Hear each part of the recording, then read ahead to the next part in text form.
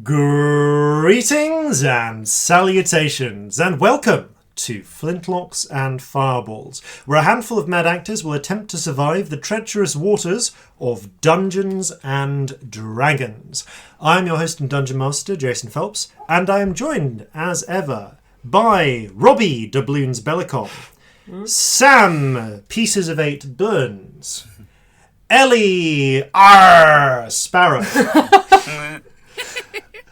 Liisa Lee. Love it. And Hugh is silent. and Malika. Ooh, there's some nice treasure we got there. Lim-Eubank. Welcome aboard to our very special guests. And no, I should have prepared those beforehand. Did you not? No. I couldn't tell. Brilliant. Let's do it again. And Yeah. ones too. Welcome to a very special one-shot of Flintlocks and Fireballs. And of course, we have two very special guests. And actually, because I don't think I can do them the level of justice they can do themselves, let's start with, just because I said it first, Liisa, would you like to introduce yourself and tell the listeners back home how awesome you are? Oh, wow. No pressure. It's a long game. So, I'm Liisa Lee. I'm a voice actor. I clearly am American, and I will be I'll be your ship's doctor for today. Excellent. And Malika, would you like to tell the world how awesome you are? Wow, absolutely. Yes. My name is Malika. I'm the CEO of Hyper RPG. We do a bunch of tabletop RPGs on Twitch. We are fiercely independent. And today I'm going to be playing Shih Yang, First Mate. Awesome. And in fact, actually on that subject, I'm going to do pronoun checks now for players and characters. So to start us off, as I say, Jason Phelps, he, him. Let's go. I'll go He will to... be the DM if you and are I new will listening. be. Sorry, yes. There might be new people Yes, here. this is true. I think I mentioned that earlier, but yes, I will be everyone else. And the people who will not be everyone else will be Robbie. Do you want to... Yeah, I am Robbie, she, they, and I will be playing Mr Whiskers, who uses they pronouns. Excellent. Sam Burns, would you like to... Sorry, Robbie Bellekom. Okay, I'm Sam Burns, he, him, playing Lonkon the Serpent, also he, him. Excellent. Ellie?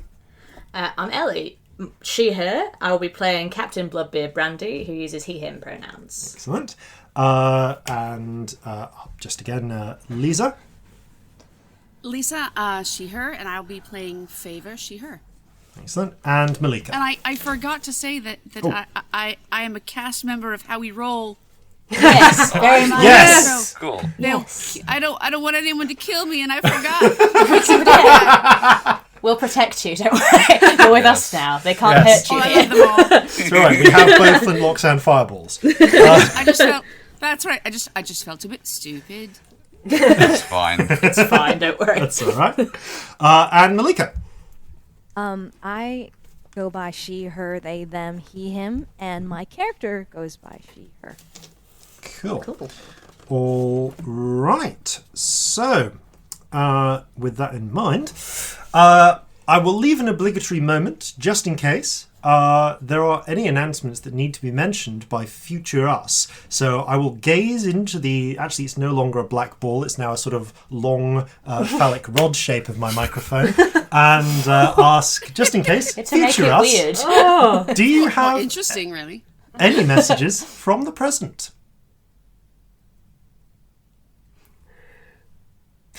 Okay, well, that was no doubt a resounding series of words. Yeah, I'm sure I will be partaking in those products and or services from the Yes, present. Definitely. indeed. All right. So, with that I in realise how mind... weird our intro is when we have guests. Does anyone else feel Yeah. Our Yeah. intro's so weird.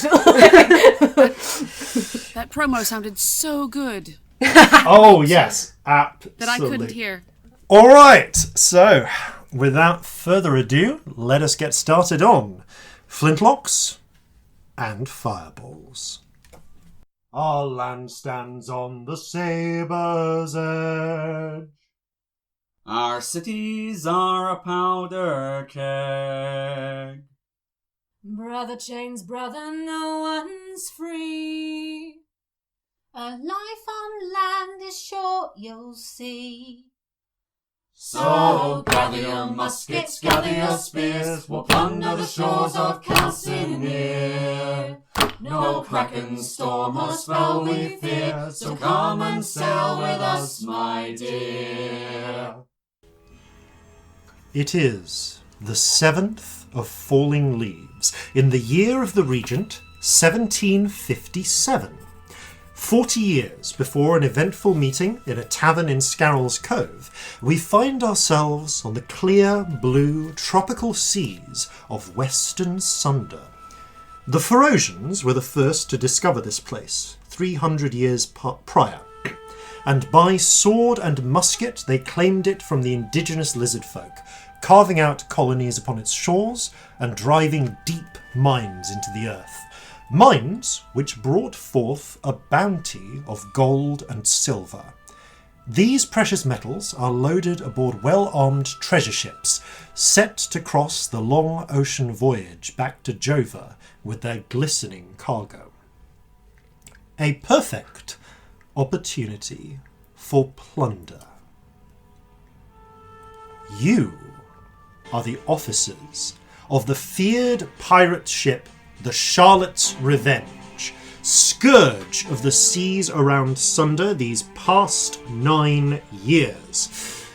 And you have just quite physically struck gold. In a lightning raid that will no doubt be remembered for years to come, you have struck the treasure ship and its escort, blasting the convoy with cannon fire and boarding the treasure ship, seizing its precious cargo by flintlock and blade. Yet, these are not the days of Captain Marlin Brandy, gentleman privateer. This is the crew of Bloodbeard Brandy, and while you may spare those in the moment who do not resist, your parting shots sink the surviving vessels, leaving them to a watery fate. Still, morale is high after the victory, for all that the ship took a great deal of damage, even for the losses in crew. Rum flows freely as all aboard dream of spending their hard-earned haul in the free ports that cater to such scoundrels as yourselves. Perhaps this lack of wariness is what allows you to be caught by surprise. Oh dear. Oh no. The storm comes late in the evening. A sudden wall of black cloud and driving rain. Chill enough to freeze fingers picking at knots on the rigging, despite the tropical warmth of the day. Then, powerful gales, rapidly changing direction, madly casting the ship from side to side upon the titanic waves. And then, in the thick curtains of rain, far closer than you would like, far too close, you spot the ships. 2 smaller ships flank the larger central vessel, both bearing 3 masts to the lead ship's fore.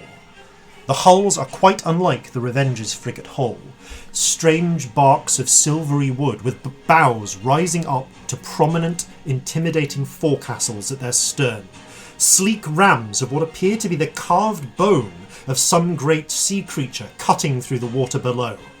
Unlike the smooth sails of the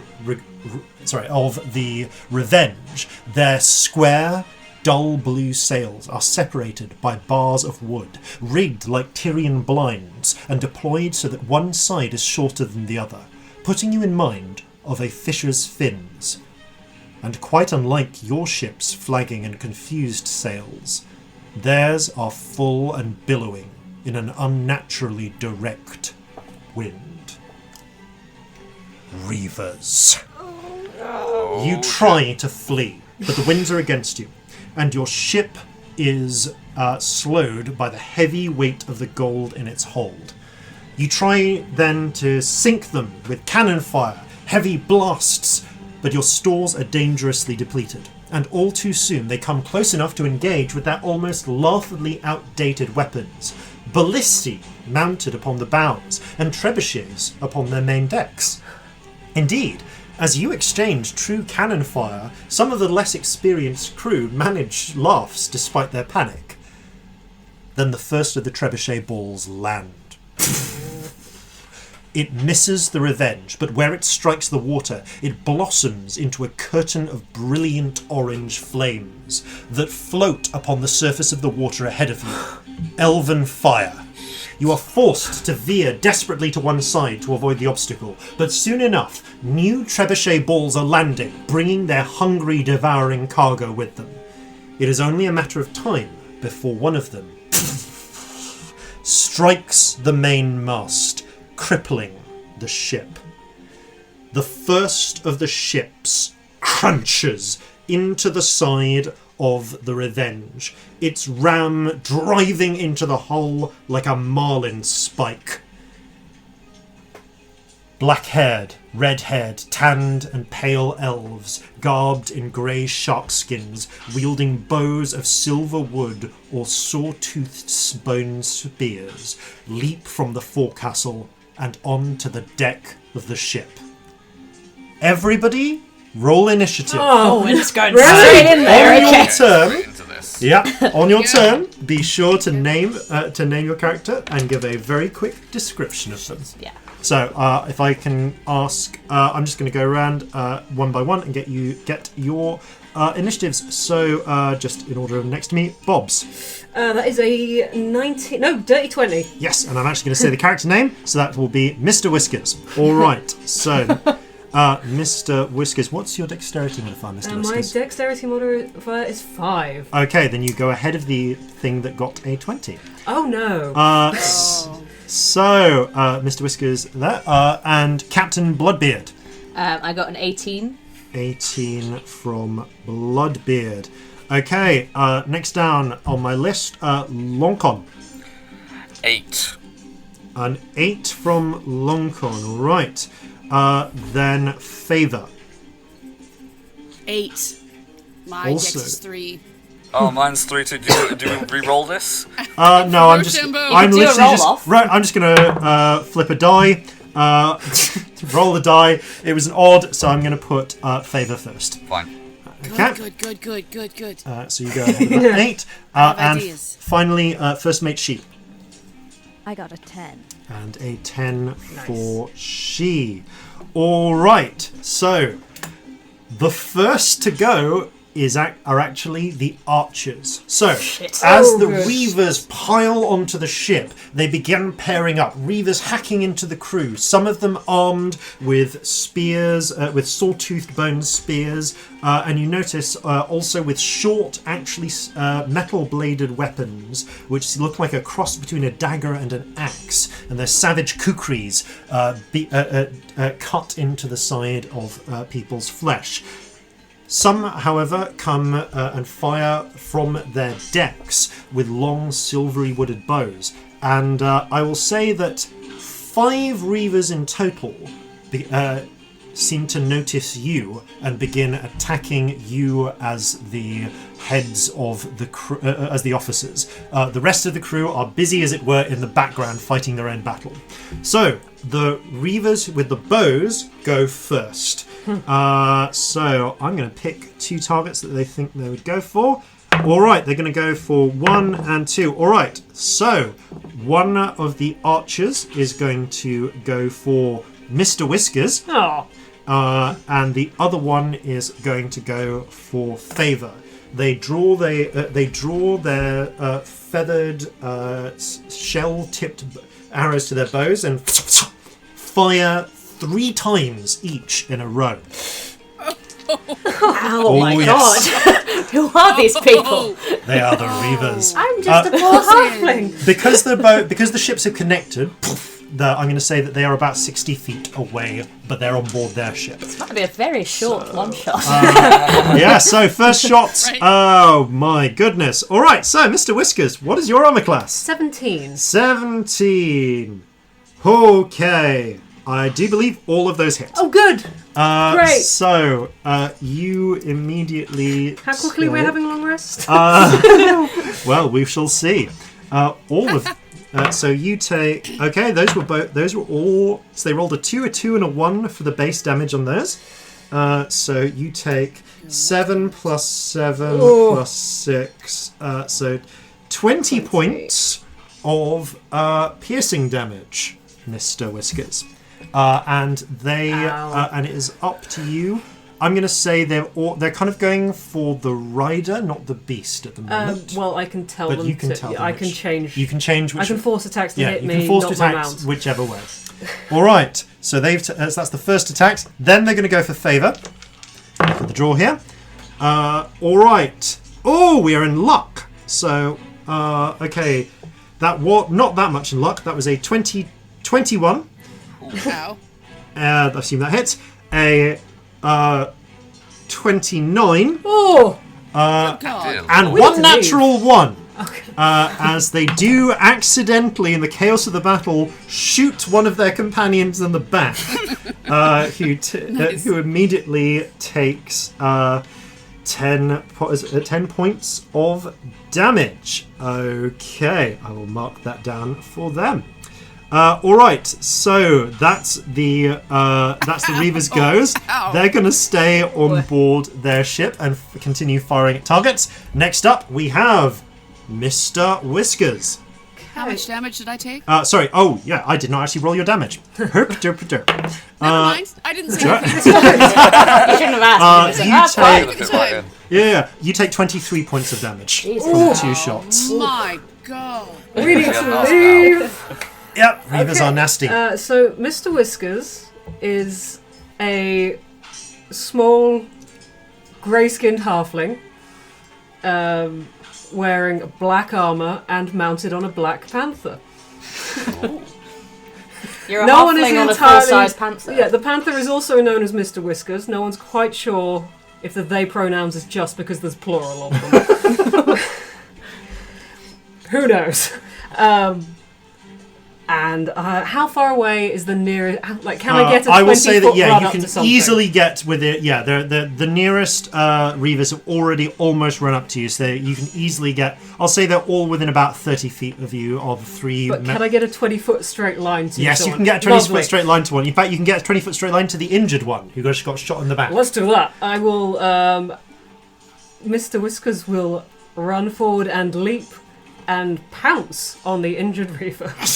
Okay, make your attack roll. Is maths 16 to hit, That hits. and he needs to make a DC 12 Strength saving throw. Okay. That is not quite enough. That was a low roll. Lovely. The Reaver number 1 is bound, pushed down to the floor by the bulk of him. You cry out, "Ah!" And Mr. Whiskers' claws do 8 damage. Nicely done. No more than that because it's +2 plus my 10 damage. 10 damage. Nice. That makes that. Easy to write down. And then the large panther will try and sink their teeth into the rib. Nice. So already bound down by weight and claws. Advantage because they're They are prone. prone, yes. So that is a lot to hit. That's a 26 to hit. That hits. Roll damage. 1d6 plus 6. Nice. I rolled a 6. That's 12. I've rolled maximum damage twice. The panther Mr. Whiskers just bites down into the Reaver's shoulder and he lets out a strangled cry of pain. But it's still He's alive. very much still alive. We need to leave. I will stab down. Yeah, Because okay. I have a second attack. Yeah, so you then stab down from with Mr. Whiskers' my- back. Mr. Whiskers. Scimitar. Advantage again because the elf's still prone. That is a 25 to hit. Yes. Okay, yeah, that hits. That is Ooh. D6 plus... Maybe I did balance this that's encounter correctly after all. That's 7 damage. 7 damage. It's still Yeah. 7 more damage. The panther does more damage than Oh, I do. yeah.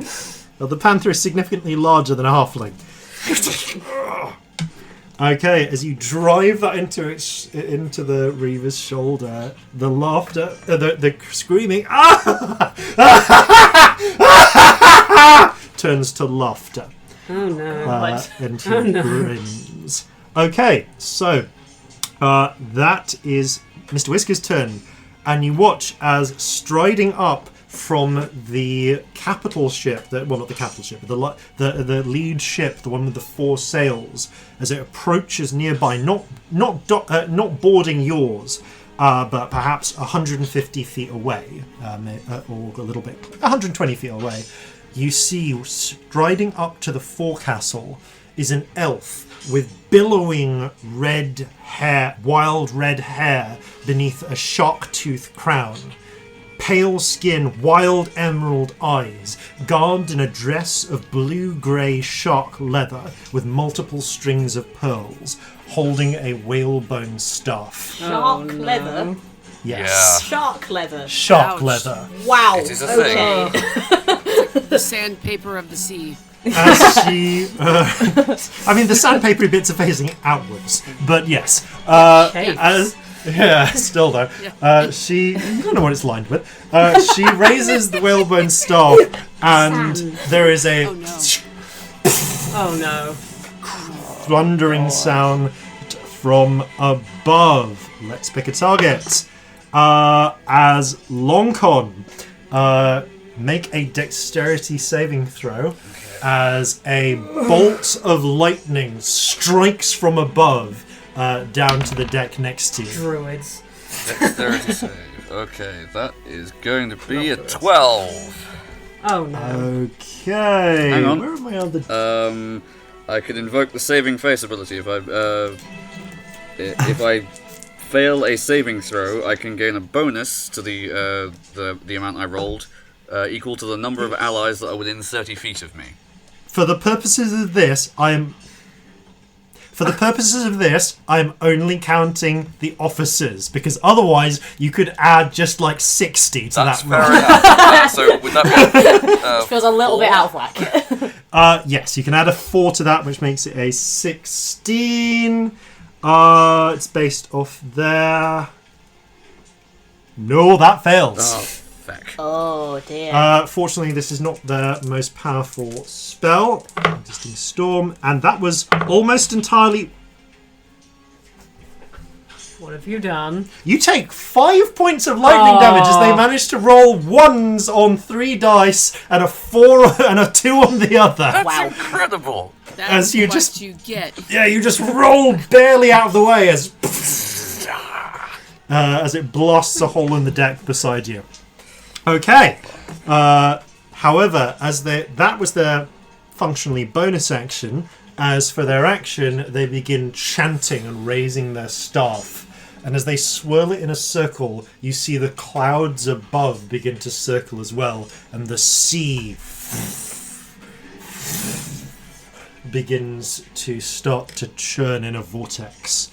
Alright, next we have Bloodbeard Brandy. Who's near me in terms of adults? There are... nearby there is one Reaver pinned underneath a panther, and there are 2 which are kind of advancing towards you and Ching Shi at the moment. Oh, I need to describe myself first. Yes, you do. Because we're doing that in combat.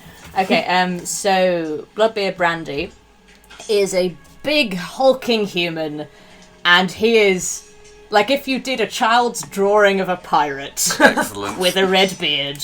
That is what you are looking at, basically. A few gold teeth, big old greatcoat, some actual blood matted into the ginger beard, and a big old fucking fish hook swung over his back. And just the most piratey person to ever pirate, basically, is what you are looking at. So he sort of swaggers forward and just says, I've taken on you shits before, I'm gonna do so again. Round fucking 2, my darling. And just swoops over with the fish hook. Starts screaming. I'm gonna rage. Just goes, ah! And as he screams, you see sort of lightning bolts light up inside the mouth and on the ends of the fists.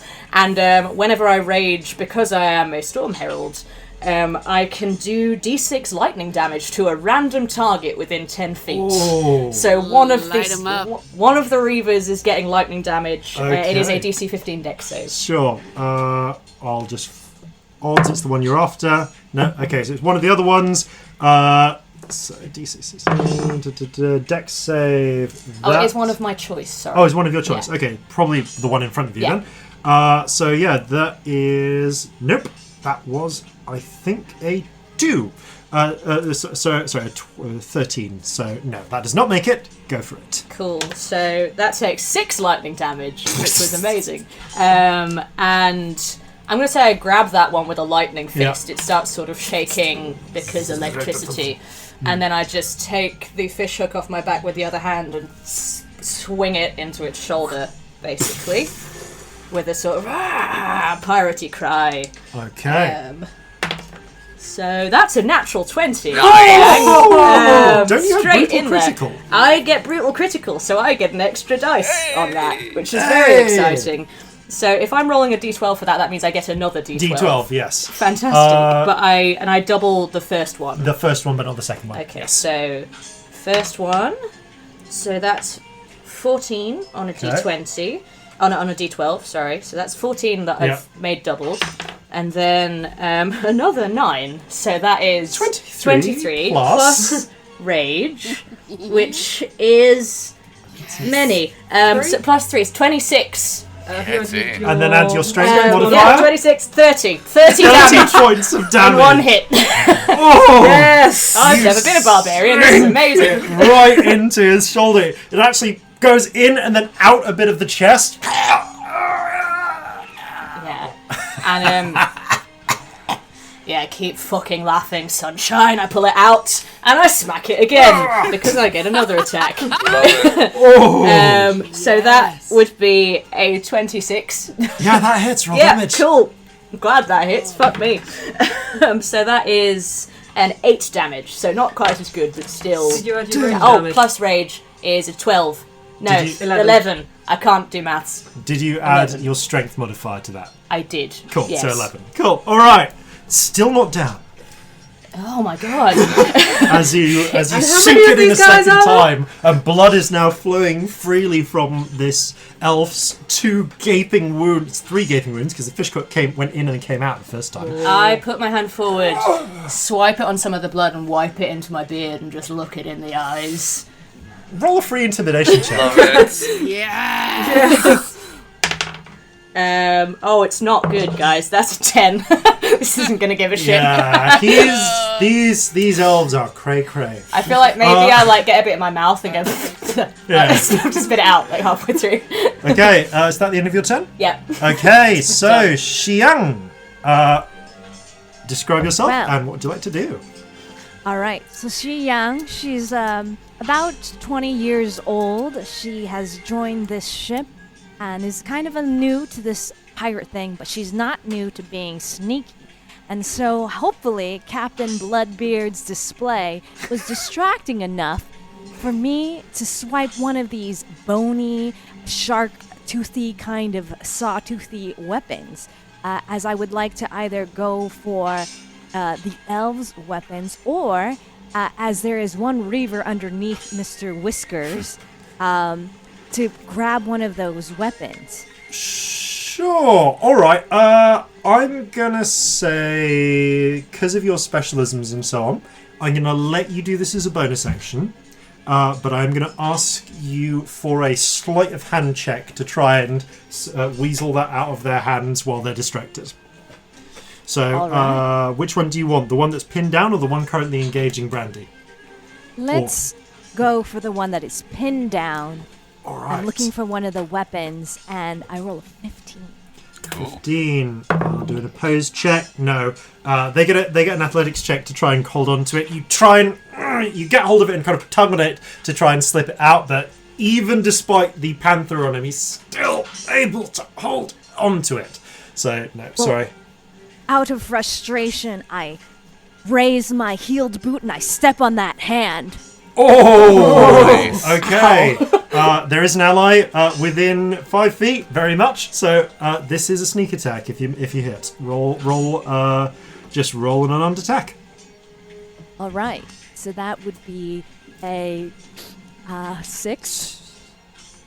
Total. Okay. You stamp down, but he just manages to tense his wrist and move it to the way, and that you kind of hit the bone, but it kind of glances off it.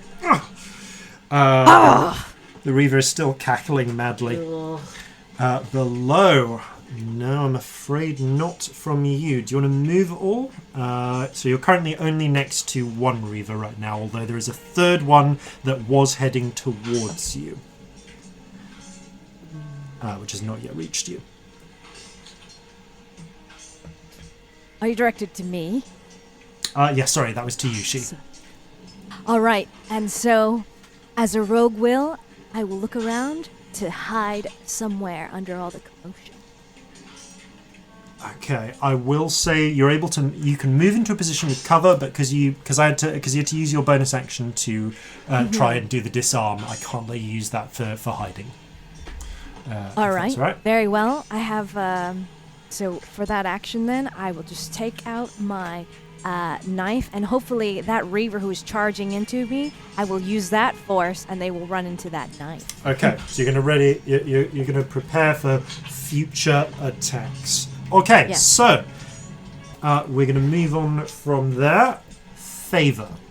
Oh, did Qingxi describe her? Oh, Qingxi, you need the physical description. No, she did. Oh, Sorry. physical description. Yes. Well, she's dressed in very stylish high-heeled boots. She, as we have been collecting a lot of gold on our adventures, she has started to collect, finely embroidered things, thick, kind of heavy embroidered cuffs, a long flowing coat, and she kind of approaches everything with a flirtatious smirk and long flowing black hair. Excellent. Nice. All right. Favour, would you like to describe yourself and take action?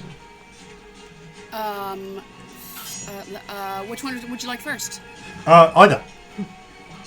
Okay, Favour is she is kind of tall and lithe.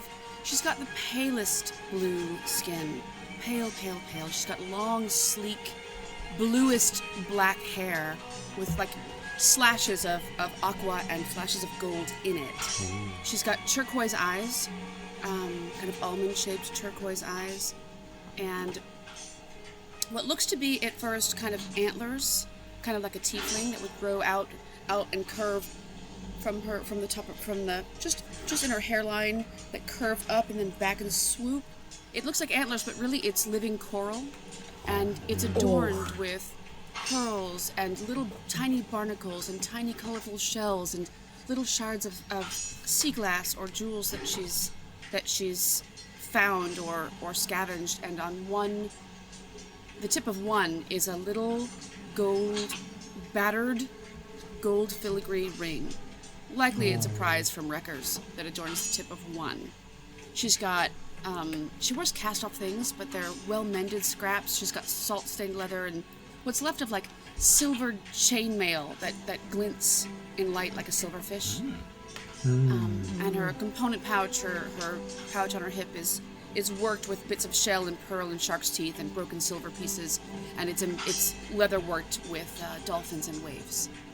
Nice. All right, Favour, what would you like to do? Favour is going to say, oh, well, two can play at that game. And she's going to cast Call Lightning. Nice. All right. She's been in the back of the ship kind of just enjoying the weather. She's kind of just been enjoying the storm and the sea. And she's cousin, not at all. Two can play at that game. And her eyes are going to just kind of reflect like a fish, like reflect light. And flash just for a second, and she's going to Call Lightning. Okay. And it is in a pre-existing storm, which you can take advantage of. So who would you like your target to be? Well, it's a cylinder that's 10 feet tall, 60-foot radius. So what I'd like to do is I'd like to get that captain, who's been so charming so far, and then behind them into any of the... I don't want to hit our party, but I would like to hit that captain and as many as I can get away from us. Cool. All right. So you can only choose... So yeah, all right. You can either go for the elf who is with the whalebone staff and the sharp tooth crown, or you can go for. I'd say you can maybe get, because they're going for she. I'll say you can creature get within 5 feet. Yeah, within 5 feet. You can maybe get the one attacking Captain Brandy and the one that is going for she. I'll say. So captain and one attacking Brandy. If I can center it, like maybe between the two to catch them both. Well, you create the cylinder, but you have to choose a point you can see within range, and then a bolt of lightning flashes down from to that point within the cylinder. Right. Yeah. So you can either base the effect around your ship or their ship, is essentially the thing. And then you can go for one area which may take one or more creatures within 5 feet. Their ship, that captain. Cool. All right. You return, and the lightning strikes down. The Storm Herald, ironically also named, is going to make a dexterity saving throw. What is your difficulty class? 3. Oh, sorry. What is your spell save DC? Spell save DC. 15. 15. That is just enough. They take half damage, but please do roll me 4d10 lightning damage.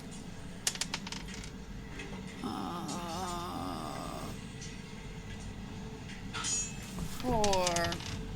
17. Ooh. 19. Okay. You do 19 points of lightning damage to them, halved to 9. Still, that's the lightning strikes back, and you see them stumble for a moment, then lock eyes with you across the distance. And then I am just going to wink at the captain and say in Aquan and then in Elvish, cousin, please. And then I'm also going to, as a bonus action, I'm going to cast Healing Spirit and center it on who just took that not me, that 20. That 20 points damage. Damage. I believe it was Lonkon managed to evade it, and it was Mr. It was you and Mr. Whiskers that got shot. Yeah. Yeah, I only took So I'm going to 6. center it on Mr. Whiskers. So you'll see I'm going to curl my hands, and they're going to glow just a bit. And you'll see coming out of the storm a kind of celestial-looking manta ray. Okay. As kind of flying through the air above. As you cast the spell, to those who have spirit sight, there are spirits all around. And as you call it, one of the manta rays spirits in the area answers its call, but it begins to flare with a brilliant bluish-green light, which is actually visible to those without spirit sight. So it becomes temporarily visible, even to people like Captain Brandy and she. And that's going to be 8 healing points, unless I can add something else to it. That is alright. I think that is just as it is for that spell. Alright then. Lovely. So take, so I said Whiskers, right? Yeah. Yep. Take 8 points of healing. Thank you. Cool. Alright then. The Whiskers nods at you. With that done, it's Lonkon's turn. Alright. Is the ship that the mage that just cast that lightning on within 90 feet of us? They are within 120 feet of you. If you were to get onto the... if you were to essentially dash onto the... I'll say if you made a successful either athletics or acrobatics, depending on whether you use the rigging or not, check to get onto the Reaver ship, you could get within 90 feet of them. Right, okay. I'm going to try and do that. Okay, Lonkon, would you also like to describe yourself? Yes, Lonkon is a hobgoblin who has red skin, brown eyes, and greying hair, sort of done up in a Haldanic top knot. He's got kind of a squashed nose, but his skin barely has a blemish on it. And he has a beard that is sort of almost landscaped into his face. The end wisps of which at the moment are starting to blacken and curl with the lightning. And he, I'll roll this first. Yeah. You met, by the way, those of you with spirit sight can see curled upon his shoulder what seems to be a fat, almost maggot-like spiritual lamprey. Yeah. All black and purple in coloration. If you imagine it's like it has two eyes on the top, like a round mouth lined at all angles with teeth, and then just at the back of its throat another eye. That is nasty. Yeah. Ooh. Okay, for acrobatics, that's a 13. Okay. Are there any there is rigging which you essentially get hold of some of the rigging, and the 13. Okay, I'll say you get hold of the rigging and kind of do the Indiana Jones swing. Yep. As a bit of it comes loose, you fly through the air and you make it that full distance, but onto the ship. But you fumble the landing and boom, you hit the ground and you are prone. Okay. This has used up your movement. That doesn't affect what I'm going to do as an action. Okay, you're going to see he has on his right hand like a metal claw that covers his first two fingers and thumbs, in the center of which there is a purple gem. He takes out what appears to be a severed but still writhing octopus tentacle, squeezes it, and black ichor starts to pour from it. He throws this in the direction of the mage and all of the reavers around them. And from every place that a spot of this lands, a spectral black tentacle erupts from the deck and immediately grabs anything next to it. Yes. Love this spell. So good. Horrible. It is the Evard black worst. tentacles. Yep. Such a good spell. Oh, that was a classic. All right, so let me just get that open in the book. Here we go. So the black. Everyone has to make a dexterity saving throw DC 16 or take 3d6 bludgeoning damage and be restrained. Jesus. Hello. And okay, dex save. Anti-damage. Yes. Yeah. Yeah. Basically. The others. Okay, many of the What a way to go. Yeah. many of the nearby ones do manage to escape, but the Storm Herald is ensnared and starts to be crushed by the tentacles. Roll damage. Okay. Yes. Okay, that's a bit of a mix. That's a 9. So I roll a 1, a 2, and a 6. Okay, 9 points of damage though to it. Yeah, and they're restrained. And they are restrained. And they will take a further 3d6 damage for every turn at the they start are. of their turn. Alright, that changes slightly what they were going to do in an interesting way. Alright, so they are held in place by the slimy black tentacles. However, you are now aboard a Reaver ship in prone. Yep. Yes, that is a thing. Okay, so Whiskers? Was that Whiskers that just No, went? no, that Lonkon. was Lonkon. Yeah. Now the Reavers, who rolled a 5 for their initiative, Oh no. will get to move. So the one underneath Mr. Whiskers, one way or another. Let's see. I'm just checking the Panther. They're just prone. They're not like Not restrained, No. just prone. Yeah, it just knocks them down. Okay. The one under you begins cackling, and Well, that's with unnerving. a maddened strength, pushes himself up, sawtooth spear in one hand, and draws from his back the curved kukri. He's going to make some attacks now. And let's start with an attack against Mr Whiskers the Panther. No, it goes to me instead. Okay, it goes to you instead. You force it to come by. All right. So these are reckless. So any attack against him. We need is to with leave. advantage. That's a 21. That will hit. Okay. So you take 7 points of slashing damage and roll a Constitution save Oh no. as the kukri is poisoned for its first strike. You suddenly notice That's a there's- 6. Oh yeah, there is a glistening oil on it which rubs off into your wound. And as he pours it out, you feel a sickening constriction go up your flesh. You take an additional 7 points of poison damage, and you are poisoned for 1 hour. You have disadvantage on attacks and ability checks. He's then going to go 2 stabs with the sawtooth spear. Natural 19. Natural 18. Yeah, I think those both hit.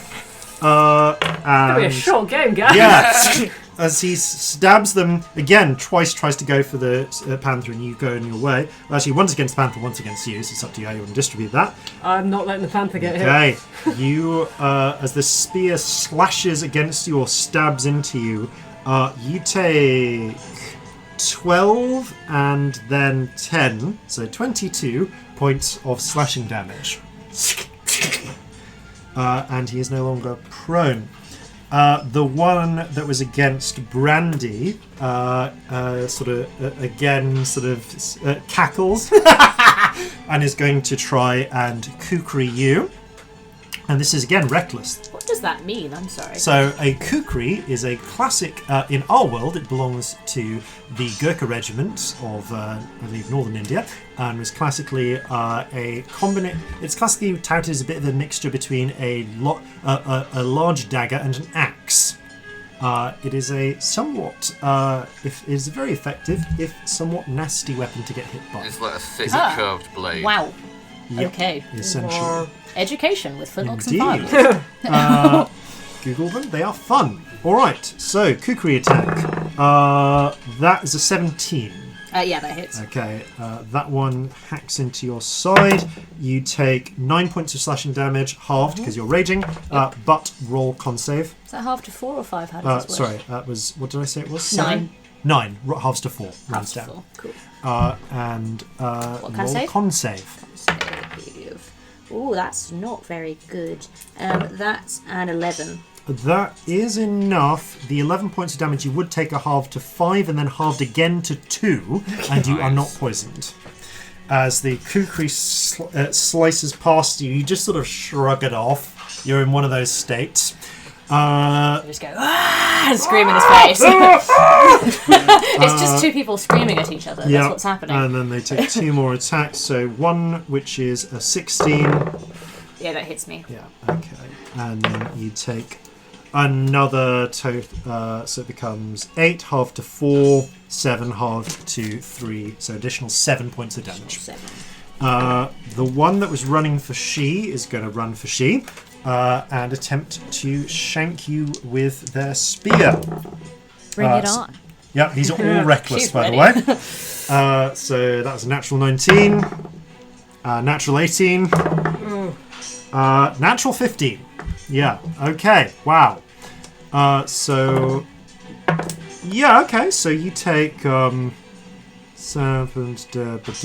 11, 13, so 24 plus 35 points of total damage. And then can I use my uncanny dodge? And you can use your uncanny dodge to take down the largest of those. So take out. I think it only works against a single attack, but but it does take that down by 6 because the highest of those was a 12, I believe. So that roll, so that becomes a 29 damage instead. I will just double check to make sure I've got that right. That's a lot of damage. Oh yeah. Ow. Yeah, it's only one attack, so that's fine. So 29 points of damage and roll a Constitution save, please. All right.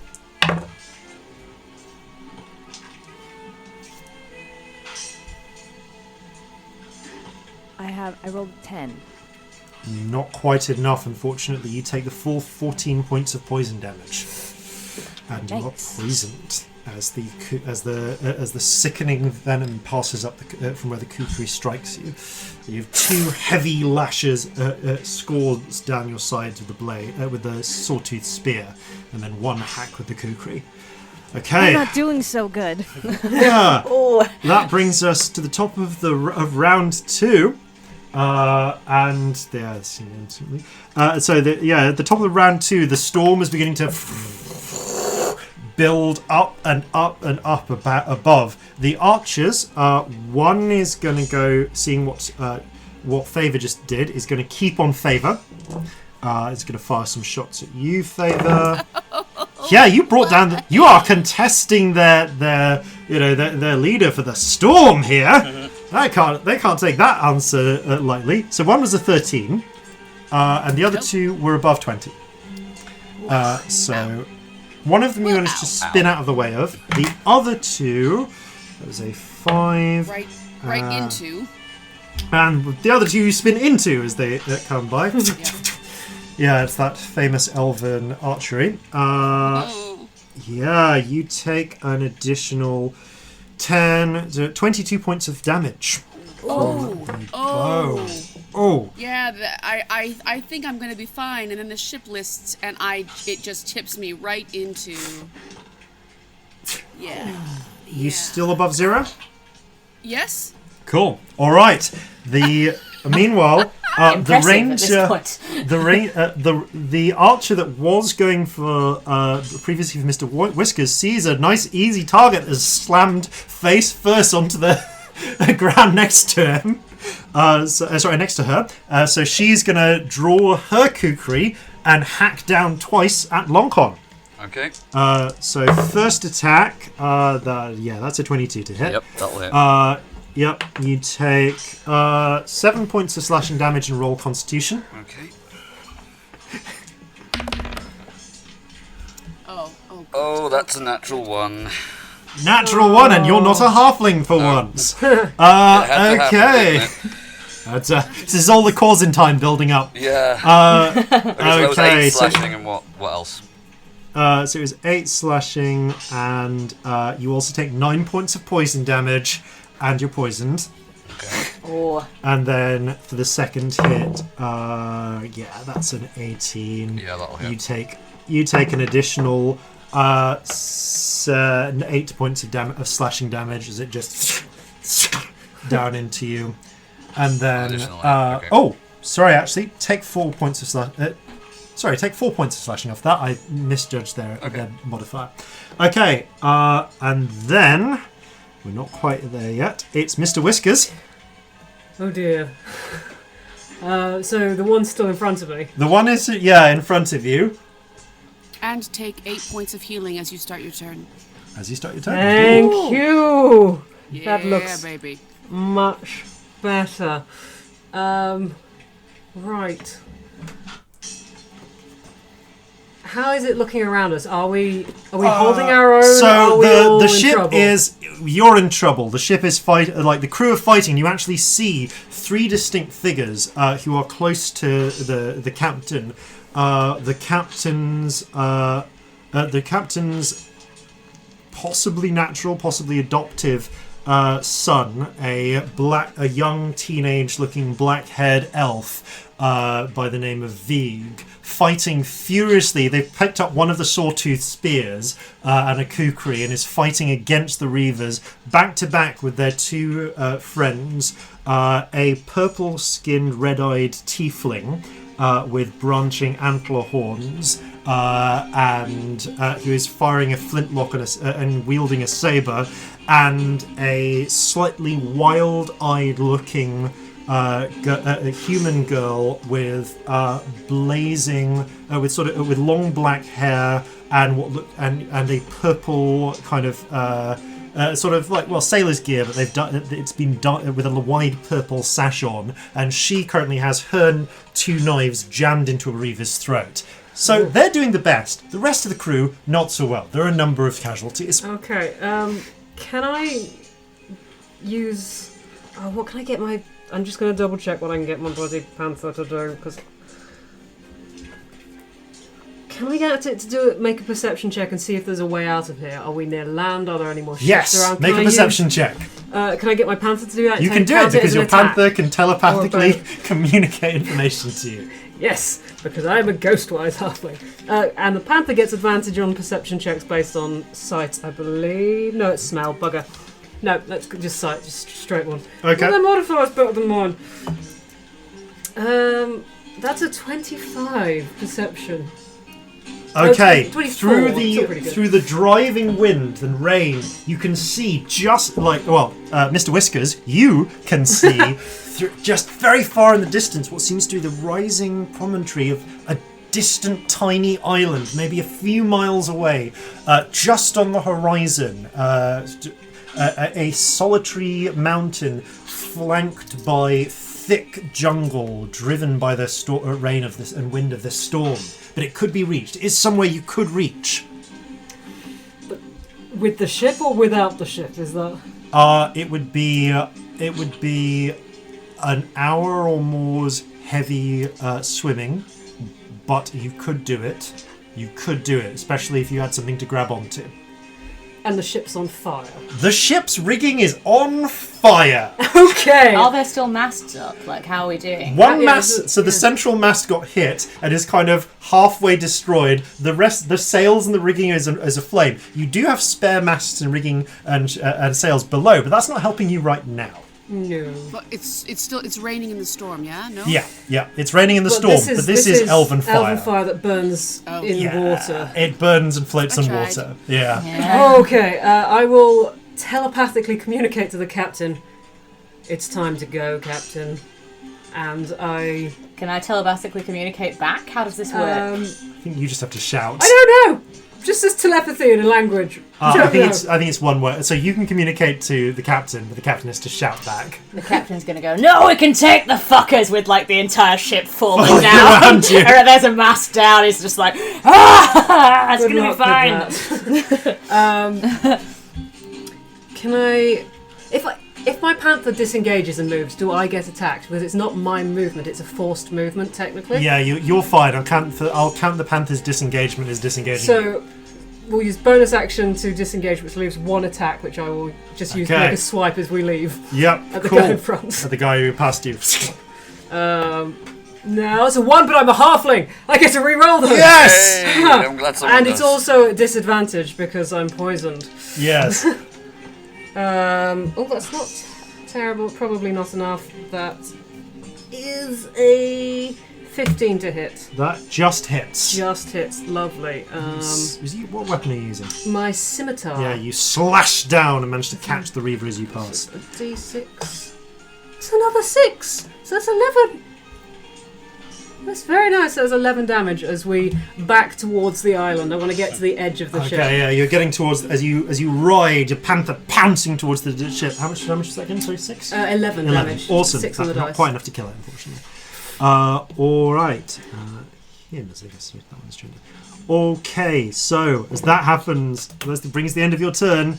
The Storm Herald's turn. Start of their turn. Roll 3d6 damage. Lonkon for them. Yeah. Okay, that's better. That is 14 bludgeoning damage. 14 damage. Oh. Especially How are they looking? Then. They're holding against it. But they are kind of, they're ensnared in tentacles, but you can just make out the wild eyes as they stare out. They can see that that small moves aren't going to cut it, and they complete the spell they began casting the previous turn. Oh no! As almost ignoring the blast, the tentacles around them. Doesn't being restrained stop them from using somatic components? No. Okay. Restrain just stops you. Restrain stops you from moving. You it puts your speed to 0, disadvantage on your own attacks, disadvantage on dex saves, and advantage on attacking creatures. They're only unable to use somatic components if their hands are actively restrained. Okay, fair. This restrains their whole body. There's a specific thing of that. Cool. And yeah, they kind of started this one previously. So, as this happens, you see now the water around has formed into a massive vortex. The sky above, almost an eye of sky appears for a moment in the storm. As around the ship, there is a rumbling. The Reavers, all seeing this, immediately break away, and you watch as they start either fleeing back to their ship or grabbing hold of rigging and holding on, as around the ship a wall of water begins to rise above. The ship's mast, when it's intact, rises 180 feet over the ship above sea level. Oh shit. It's not quite twice the height of the mast. Oh! Shitting hell. As the tsunami wall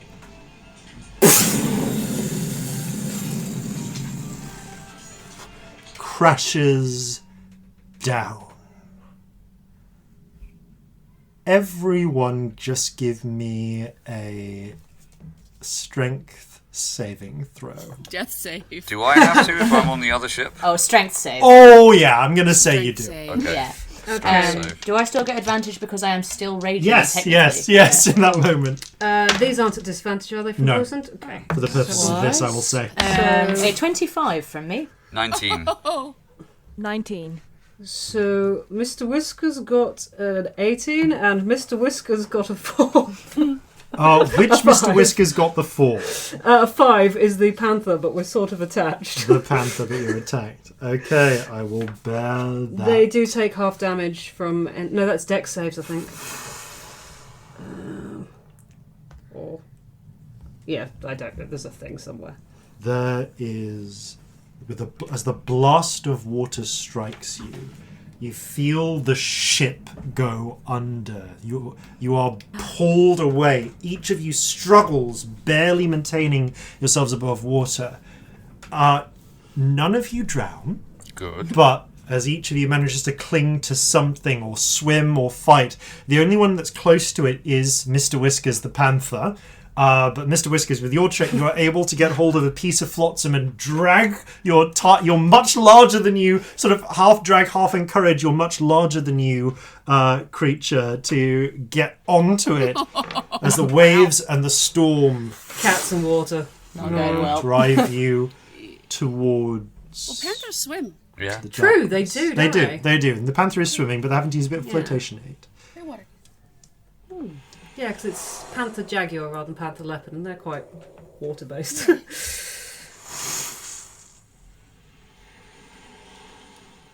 Time passes. You flare in and out of consciousness. And eventually, the harsh light of day pierces your eyes. You open them one by one. Brandy, you got the highest strength sort of save, so I'll say you could come to Can first. also breathe underwater. And you can breathe so, underwater, so you have no risk of drowning. Yeah. But yes, you come to first as you find yourself washed up on the beach of the very island that Mr. Whiskers had spotted in the distance. You peer around. There are a handful of others nearby. Some you recognise. Well, all of whom you recognise. Some closer, some less. A number of crew. They're beginning to bloat corpses washed up against the sand. But a handful seem to have made it. There's no sign of the ship or the majority of the crew. But you can see your closest members of the officers, all washed up, semi-conscious or unconscious in different places. and you are there on the edge of a beach where, now that the storm has passed, there are there are blue skies above and golden sand stretching all around until they come up towards sets of harsh, impassable cliffs, one on the north side of the island, one to the west. One to the south. It seems if you want to get from this western edge anywhere else in the island, you may need to traverse the thick tropical jungle that surrounds the peak of the hill, almost tiny mountain that rises up. Is my son Vig about anywhere? There is no sign of Vig, vengeance, or violence, or the majority of the crew. Okay. I'm going to get up, see the officers around, look frantically about for a couple of seconds, and just go, Vig! And, start looking around for him. Okay, give me an investigation check. I'm going to say it's around as Brandy shouts this and starts looking around. The rest of you. Yeah, you just hear him periodically shouting Vig, there's thinly veiled panic happening. Very gruff piratey panic, but there is some panic underneath. I suppose we got a short rest while we're unconscious. Or a long rest. Or any kind of rest. I will say you have had... It's not a very restful one, but because of your unconsciousness, I'll say you guys have had a short rest. This dice is being very kind to me. That was a 17, despite my -1 to investigation. Okay. 17. You peer around. You comb the beach and peer through. You can't see any sign of them here. Then you spot what looks like a very faint smoke plume far on the opposite side of the isle, as one might see from a campfire. And we don't know how long it's been, so it could have been a while. Most people, but if you were clean shaven, you'd reach and feel your chin, but you got your I've got beard. a big fucking beard. It looks to be around late morning, so it's probably been most of a night. Okay, so they could have gone and made a fire somewhere. Yes. Alright, it's probably over there. I start kicking all of you to try and wake you up. Come on! Time to get up, we got shit to do. Lonkon is on his feet.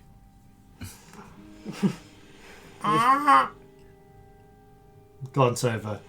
There is sitting on the branch nearby of one of the trees that's a little bit closer out, a brightly plumed parrot. Both eyes, both legs. Just tilts its head. Fuck are you looking at? Fuck are you looking at? Oh shit. Nice. Wow. This bird knows things. Favour's just going to kind of turn her head and sit up in the sand and say to the bird in speech of the woods, "What do you know then?" More than you, it says in Jovan. Oh! What did you ask it in your weird language? Rude. Just what it knows. What do you know then? If you know more than us, what do you know? What do you know then? Fucking hate this I'll bird. say in speech of the woods, did you see that storm? Did you see where that crazy reaver ship went? Did you see it? Reaver ships! How many? Reaver ships! And it tilts its head looking off towards the horizon. As you follow its gaze, I see both of you, just in the room, automatically look to where I was looking with your actual heads. As your gaze follows it, you see there are the distinct on the horizon. There are the distinctive grey-blue sails of 3 ships, and they may be coming closer. We should move. That's a good bird, Yar. A good bird. And I take a good berry out of my pouch. A soggy now good berry, but toss it up to him. The parrot catches it. Good berry. Alright, we need to get moving and find the others before they see us. Yes. As you Ships. Anybody injured? She, you alright? Need you in working order?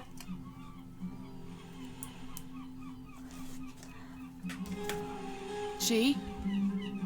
Yes, I've been hurt pretty badly.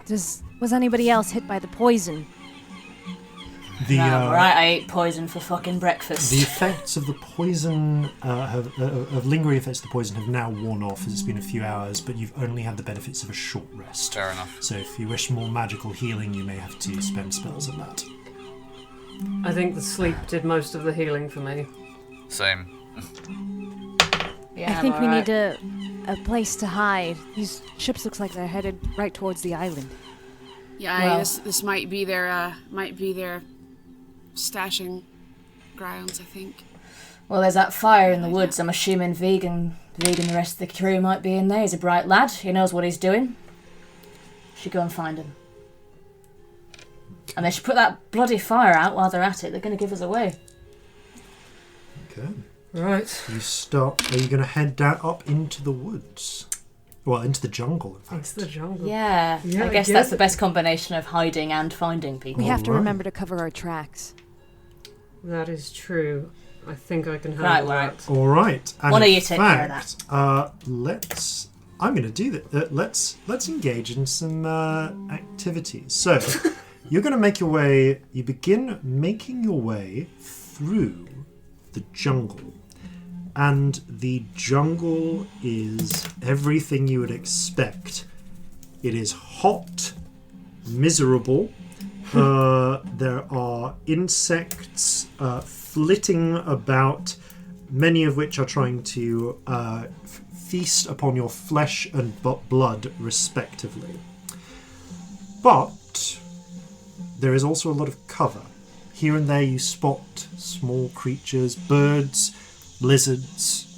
At one point you see a trio of what look like small half-bird, half-lizard-like creatures, about a foot high, with brightly coloured plumes. The three velociraptors peer up at you before scampering away. The parrot flies after you and then settles just arbitrarily on your shoulder, Brandy. I will cast Pass Without a Trace on us as we go. Indeed. Oh, nice. So we're going to do a few skill checks now as you trying to cover your path. I will include the parrot in that. Yeah. So can I have a stealth check from each of you then? So that's please? plus 10 to everyone's stealth. Yes, thank you. That would be a 23 then. Not brilliant. Also so 23, actually. only a 22 for Mr. Whiskers and a 30 for Mr. Whiskers. Lord. Got Okay. a 19. I guess Favor's squelching a bit because she rolled a 17. You at least Total. don't leave any marks. There is no trace of your once you've passed. There Which are no means footprints. that you don't need to make the tracking, the check to remove your tracks. So, I'd like to be looking for any signs of people having walked through here. indeed, can anything I like that. have a survival check, please? Can I Oh assist my them with god, this? I actually have the survival skill. I've never had a character that has the survival skill. Did you say you wanted to help? Yeah. Okay, do it with advantage Cool. as you look through. That's actually really good. That is a 23. 23. All right. With a 23, there are a number of little animal tracks that make their way through the heavy, through the thick forest. But they're a little overgrown in places. It's a little hard to see, but you do detect the telltale signs of places where mattocks or perhaps short axe-like blades have been used to cut holes through the forest to create paths. And you begin to cross over some of these more people-made tracks. Some of them are older than others, but you do spot signs of recent passage here and there, just broken branches. And you realise that these paths are leading upwards towards the towards the sort of very summit of this island. Nevertheless, they do seem to be one of the most direct ways. You also spot tracks or signs that of a much larger set of tracks that seem to be created not by the active work of cutting tools, but just something large, breaking trees as it passes. Oh no. No. Can I? If you like, I can fly ahead. That might be a good idea. You might want to stay within 30 feet, though, of me to keep that's right. But you could go 30 feet ahead of me and everyone could go 30 feet behind me. I'm going to say, if you put yourself above the canopy, I will ask you for a new stealth check with disadvantage. You'll get a great view, and you'll get an advantage in your perception checks, and so on. But you will also be a much more visible target.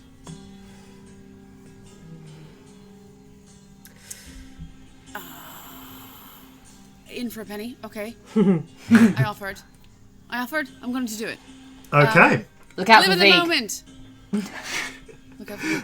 I'm going to shake my antlers and let the little things on it kind of ring, and turn into a grey owl. Nice. There is just the strangest moment as you see as they tinkle their antlers.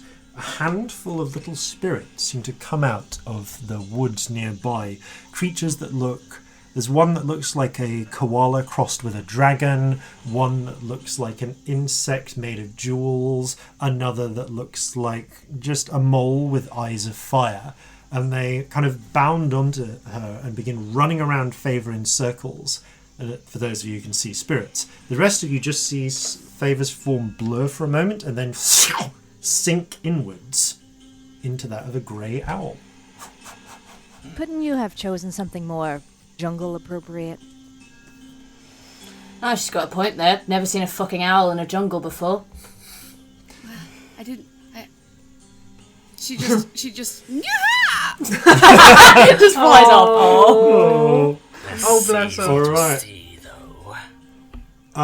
This is true. Fair point. So I will let you make your stealth check. This actually goes. It's not with disadvantage. It's not with advantage because it isn't a jungle appropriate creature. But I will let you make your check as a straight, just a straight stealth check first, please, because you're disguise. How high 19. up? Ooh. Okay, you were able to keep a fair. You kind of keep low to the top of the canopy at times, only popping up periodically. Can I ask you for a perception check with advantage? Ooh. Yeah. Yes, you may. Let me. Yes, thank you. Jesus, really? 19 plus. You said a perception plus 7.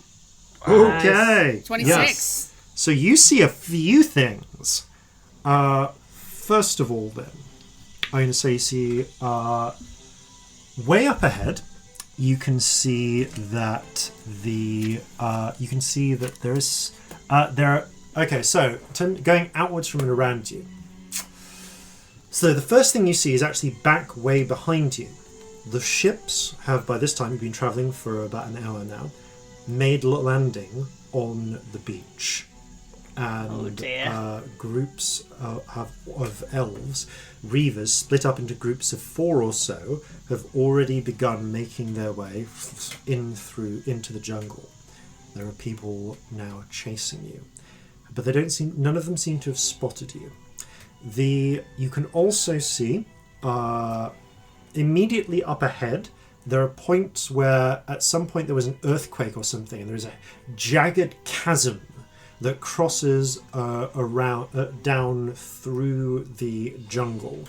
If you could get across it, then it would provide a much faster route to get down, to get up to and across. Otherwise, you can see a spot a fair bit up the way, which would require you to detour to get to where there seems to be a fallen log that could be, a tree basically, that could be used to cross over. you can see that one of the Reaver groups is actually close behind, and is close behind. They don't seem to have caught your trail, but they are unnervingly nearby. Just one of them, further than the rest, coming more or less directly in the way of your party. And you can see two other things. One, how high do you fly up? Is a question. You gave just as high as you gave me without ruining. This, okay. I can climb up a tree to make it 60. Okay, so you get about, but not quite high enough to see over the mountain portion. You can see that there is a pass that cuts through the lowest part of it. There's actually a road which seems to be cut, or at least a maintained passageway through the trees that leads into what seems to be some sort of large and quite possibly ancient building made of the dark jungle woods. Something like a temple, maybe? And you can just make out that the road continues beyond it to the far side of the island. You can definitely make out that plume of smoke there. Whoever is on the other side is maintaining possibly 2 or 3 campfires. Okay, so there's as well. The temple is like on the way. The temple seems to be the easiest way to cross over and get through to the far side. Oh, that's inviting. This is a completely cheesy question, but I'm going to ask it anyway. Can I tell if the construction of this pass or any of these roads are there any like directional marks that look like reavers, or is this an island culture looking? A religion check. Ooh. That is a no. Oh no. Natural one. Nope. You've never seen. Bird don't know religion. Neither you nor any surviving person has ever seen what Reaver bases look like. The rumor goes that they just live on their ships, but if they have island bases, who knows? So you have no idea. It's too far away even for your owl eyes to really clearly see the iconography from here. All right. Yeah. Actually, no, you got a 26 on that perception check. You can see the iconography. There is, however, a repeating marine iconography emblazoned, or sort of sculpted into the exterior of the wood. Shells, fish, tentacles, sharks. Much of it actually seems to look as if it's been encircled. It's actually carved to look almost like it's been encircled by some sort of great eel. Onto whose scales the other shapes have been sculpted. Ooh, that's so cool. Okay, I will fly back down. Give the parrot an adorable flyby, not an annoying flyby, and land again. And nice wings. Same to yourself, mister. So I'm gonna pop back into my form and relay all that to everyone. Well, ominous. And give the bird a little scritch behind the feather ears, a little neck scritch. He leans into it. Oh, bird friends. Hey. Sorry, I don't have any crackers. I'm sorry. Polly, want a kraken? You did not say cracker, did you? No. And so I'll relay all of that. I got a really stupid thing I want to do. Draw it in the sand for them. But we've got to get moving. There's got a quiet and a crew coming quite close. Let's keep a move on, I think. Well, we better fucking hurry up then, My haven't we? accent keeps changing from the shipwreck. That's okay, don't worry. My It's your head. It's a little... Every character I ever play has the same accent, because this is the accent I do. Right. So it sounds like we need to create as much distance as possible between the Reavers and us. Yeah, we need to hurry up. Temples are quite good hiding places, from what I hear. And if we get over the other side of the island, we'll probably find Vig. Through the temple? There's never any booby traps in a temple. I've never seen that in a movie ever. At all. I'm sure it's perfectly safe. Sure, it's perfectly safe. Never saw that in a play. All right, so you head on quickly towards these making your way. Okay, so you very quickly come up upon the chasm, and the word chasm is well earned. It is at its narrowest part, unless you want to walk potentially an hour up the chasm to find that fallen tree you spotted, about 30 feet wide. How deep? It is, one moment, and I will tell you, because we are this far above sea level. One moment doesn't seem that deep. Okay. And Very then shallow add. moment. Yeah. Okay, it's not too bad. It's about 70 odd feet in depth before it hits jagged rocks down below. Okay, that'll take me 12 seconds to climb down.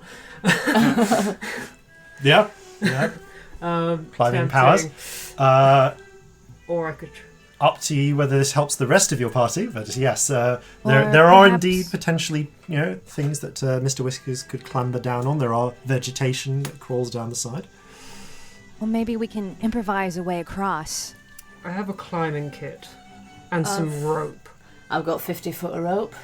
If we can get it across. Yeah, you're able to salvage some of your Got- equipment from the crash. One more beast shape, I can carry some over, I think. Well, Mr. Whiskers can climb 40 feet Oh! around. So I will climb down and back up with the rope. If you hold one end of this rope. Right, cracking. You hear a distant rustling coming from further into the jungle. Okay, I turn around immediately and have a look where that came from. Give me a perception check. I'm going down the pit and back up. Okay, get my you gun start out. I going. dash Turn down. Can you Yeah. dash climbing? You I've can got dash climb climb. speed. Yeah. So Deception. Oh no, that's a 9. 9. You can see. You can't see, but there are leaves moving, big leaves that start rustling in the distance, and something is beginning to get closer. Readying an and eldritch closer. like blast. Train my gun on where I think the movement is. Okay. Not shooting, Might- but like... Yeah. I can also Might dash as a I bonus also- action, so I will up and down very quickly. Might I also roll perception? Yes, please do. All right. Oh, what is that? 31. 31. 31? Hello? You, as in the distance, Wow. I'm going to say, let's roll for this. 3 rounds away. Based on the rate at which it is travelling. So you have now gotten to the bottom of the. I can go 120 feet around. Okay, so you have gone down. You're almost back up as you are scrambling down. So we'll say that's round 0. You've been scrambling down on your on Mr. Whiskers. And made it most of the way up. I'm only slightly sorry that I named 2 characters the Yes, same thing. as you peer through and you can see what Lonkon can't quite manage with his gimlety sort of hobgoblin eyes. You spot bounding its way through the jungle is a huge creature. Again, somewhere between lizard and bird, with a long tail, with a long, thick tail, 2 massive hind legs, 2 much smaller claws at its front, and crested with brilliant, blazing white and red feathers that nevertheless actually become sort of a dullish greenish brown under the thick green canopy. You can see the huge beak of a vast creature. Roll a nature check for me, by the way. Can any of us? No, she's the one who saw Okay. it. Yeah, she's the only one who's seen it. Oh, I only rolled a 3. It's plus 0. So. You have heard of terrifying monsters in distant, recently explored lands over in the very, very far east. And it looks strange. It looks almost like one of those little tiny velociraptors that you saw before, but that are often common in swampland type regions and in the jungles, but far larger. Some sort of terrifying lizard, a king, if you will, of terrifying lizards rampaging closer. All right. Nice. So we are As I into say. yes. Say, oh my regent! This terrible king of the forest headed this way. We are all finished. All right. So Run, everybody! Well, bollocks, let's So go. I'm not going to do initiative, but I'm going to go character by character down the list of who is doing what in each of these 3 rounds. So start of round 1. Okay, so I'll say just going to go in an arbitrary order I have here. So Brandy, what do you want to do? I want to try and get across the pit. Is Mr. Whiskers across yet? Mr. Whiskers you're almost at the top of the far side. I'll say so. You've taken your rope with you. Is there anything I can tie a rope to? Yes, there are ample trees on this side. I would like to tie my rope securely to a tree. Okay, you take your action to tie a rope. Can I ask you for dexterity? Add your proficiency bonus because you're a trained sailor. Oh, that's not good though, I've got to say. So that is a 12. Okay, you tie what you think will be a fairly secure, the most secure rope, not that you can do quickly. The rope feels, you give it a quick tug, it feels secure. I go, it's secure, get across! Yeah. It's perfectly safe! Okay, it's not yet held on the other side, so I will skip to Mr. Whiskers. Is there anything I can tie it to? There are indeed trees on the far side. Okay. Yep. So you ride up. So same dex and proficiency. Same dex and proficiency because you're all sailors. 24. 24. Okay, yours feels much more secure to your personal opinion. So one side of the rope, so you've solidly secure that. Okay, you now have a single rope crossing over. Mr. Whiskers, you do have what is essentially, what do you call those little hook things that you use to go down those lines, skylines? I cannot remember. Carabiner, yeah. You have basically a set of carabiner equivalents in your climbing kit, which is on your side. I should have left that behind. Oh well. Yes, because you never said that you took them out of your packs. Okay, so other people this round. Let's go down the list then. Lonkon. Okay, Lonkon is going to attempt to hide in the nearest bush, and he is going to ready an action for when the creature is within range.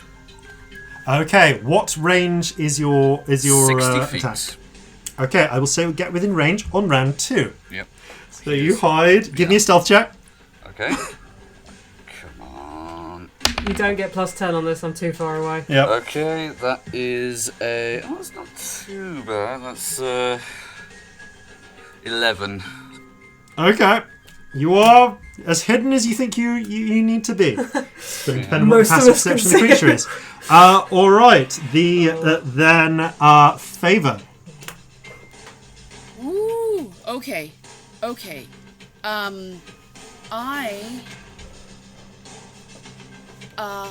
am going to buy everyone some time.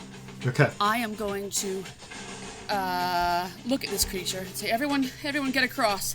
And I'm going to look at that creature, and first in Speech of the Woods I'm going to say,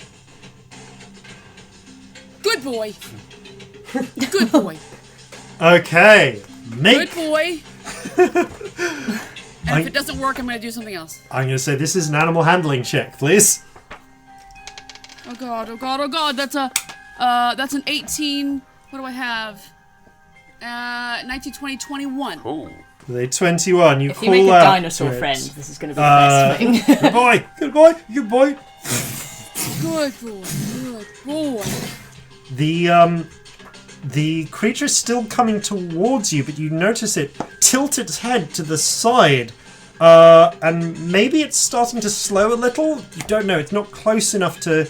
It's not quite close enough to have stopped yet, but it might be stopping.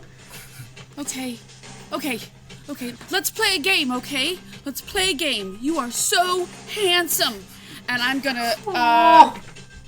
gonna like scream a note, and it's gonna kind of sound like the wind, and Okay. I am going to shift again into a giant eagle. And with my movement, I'm going to try to fly up towards his face. Okay, I'll say the distance here is, you're able to get close to him. On the next round, he'll get within 60 feet of Lonkon, so I'll say you meet on round 2. So I'll get to Okay, that. I'm trying to actually like with my wingspan and my speech of the woods, I'm trying to divert his attention and hide and like get in the way of his eyesight of everyone the else. rest. So All that I right. get- You have definitely got his attention. All right. And so she. I saw Lonkon run off, perhaps to hide, but I'm not quite sure where he ran off to. But I call out, Lonkon, maybe we can work together and set a trap or something. Otherwise, I think the fastest way is actually to cut the rope and swing across. I have plans. All right, I trust you. And then I make my way to the rope. First mistake. You make your way to the rope. Oh, points for sinister character this time. A little direction, please. You make your way over to this side of the rope. Okay. Are you gonna try and cut it and swing? Well, I check in with everybody else. I'm going to cut the rope if that's all right. Got to get everyone across, haven't we? Well, I mean, We better climb. the other one's an Maybe the owl last or one an eagle swings? now. I'm not an owl or an eagle, and I've got to get across. Well, hop on. Okay. Okay, you both grab hold of the rope. Yeah, can we swing together? Can Yes, we do you that? Because can. that's cool. 'Cause I it's wanna cool. Do that. That sounds fun. All right, I'm going to ask both of you for an. I think this has to be an acrobatics check initially, as to swing with the rope. Go for it. Okay. I roll a Acrobatics. 16. 16. Oh, 17. Okay, really both not of bad you considering swing my down, attack and you actually manage to use your feet to repel against the edge of the cliff, and don't take any damage, and start winching yourselves Climbing up. up. I'll say you get halfway up by the start of round 2. Because you kind of, it's only 30 feet of movement, but you move at half pace because you're climbing. So And it looks cool. and you are just sort of winching yourselves up. Okay, so top of round 2. Okay, well that side of the rope doesn't break because you've cut it. So I guess that's one problem avoided. You're not tying. You've probably just done exactly what would have happened if we tried to climb it anyway. You've probably just, like, Okay. bit that. Oh, Brandy, you're feeling your muscles strain a little bit. Can I have an athletics check from you to Yes. get to just clamber up the rest of the way? 25. Okay, you managed to get all the way up onto the far side. You're now on the other side along with Mr. Whiskers. Mr. Whiskers, do you have anything you want to do? Help pull up. Okay, you're going to help pull up. Yeah, pull the rope up. Okay, I'm going to say then, because what's your athletics like? My athletics is +5. Okay, in which case I'm proficient. I will say give me an athletics check to pull Shih up. Ooh, 22. Okay, you actually managed to pull Shih after helping Brandy up. You pull Shih up the rest of the way. Shih, which means you've actually got your action this time round. But before you, I'm actually going to go back to this thing because Lonkon, at the exact moment that the let's be honest here, the T-Rex bursts within 60 feet and begins to slow to a halt, just getting within 60 feet with you. The giant eagle form flares out in front of him. Yeah, I'm just going to roll to see whether Lonkon or Favour would get to act first here. Okay, it's Lonkon. Lonkon, you're able to act a moment before Favour. I cast Dominate Beast. At 5th level, so that lasts for 10 minutes. Okay, that would be a... What save is that? That's Wisdom? a Wisdom saving throw DC 16. Natural 20. Fucking hell. Yeah. Does it know you've been you have dominated it? Attempted to dominate it? Let's have a look. You at the very least have broken cover. Yeah, probably. Shit. As you... Yeah, there we go. Dominate Beast.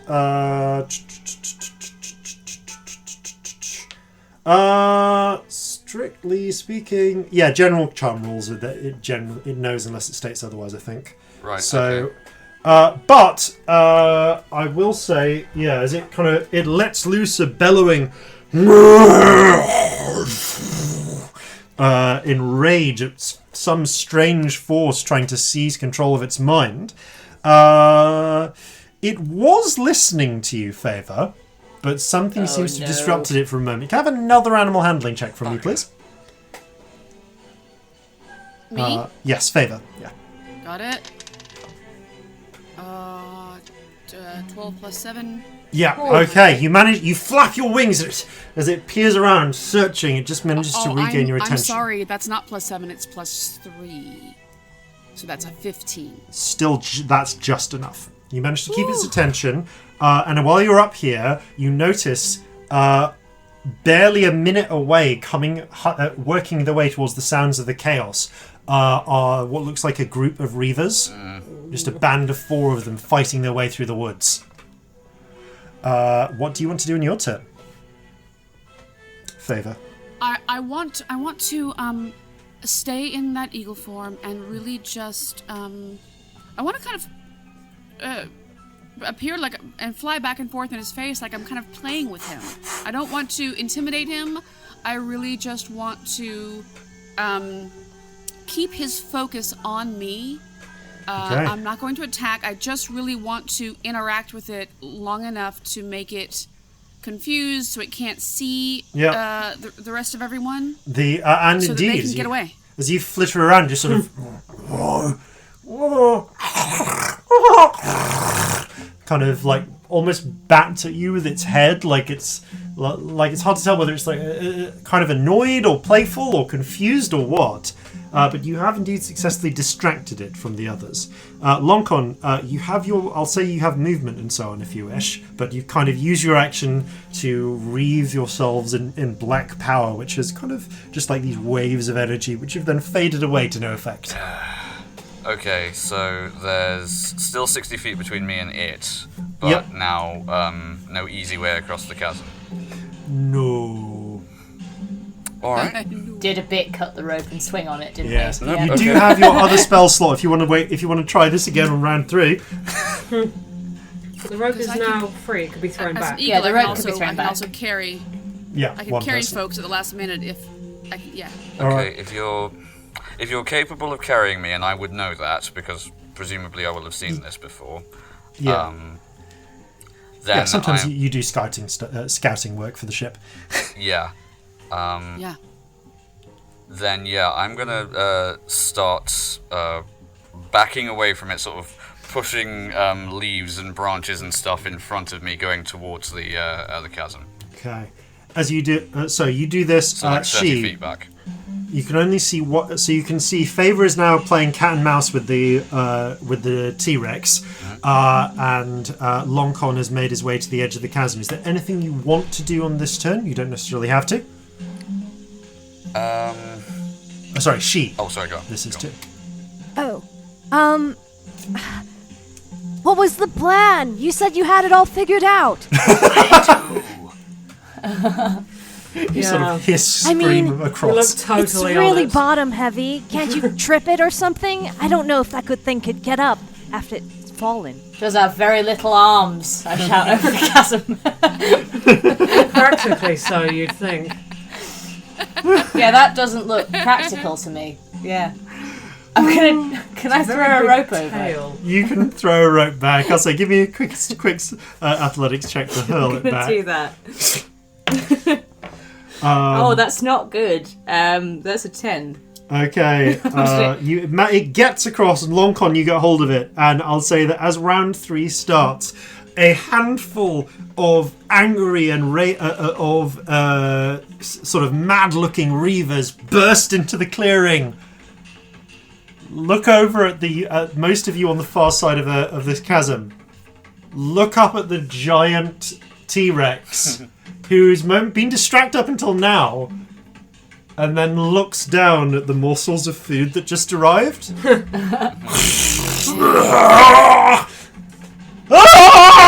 And immediately begins chasing the 4 reavers deeper into the woods. You pile. I'm going to say, for the sake of time, Lonkon, you've not been able to ensnare yourself a pet T-Rex, but you are, with Favour's aid, able to cross over and get to the far side, where the five of you begin ascending further up the hill towards the temple. And that is where we are going to pick up after these, no doubt important, messages. Subliminal advertising.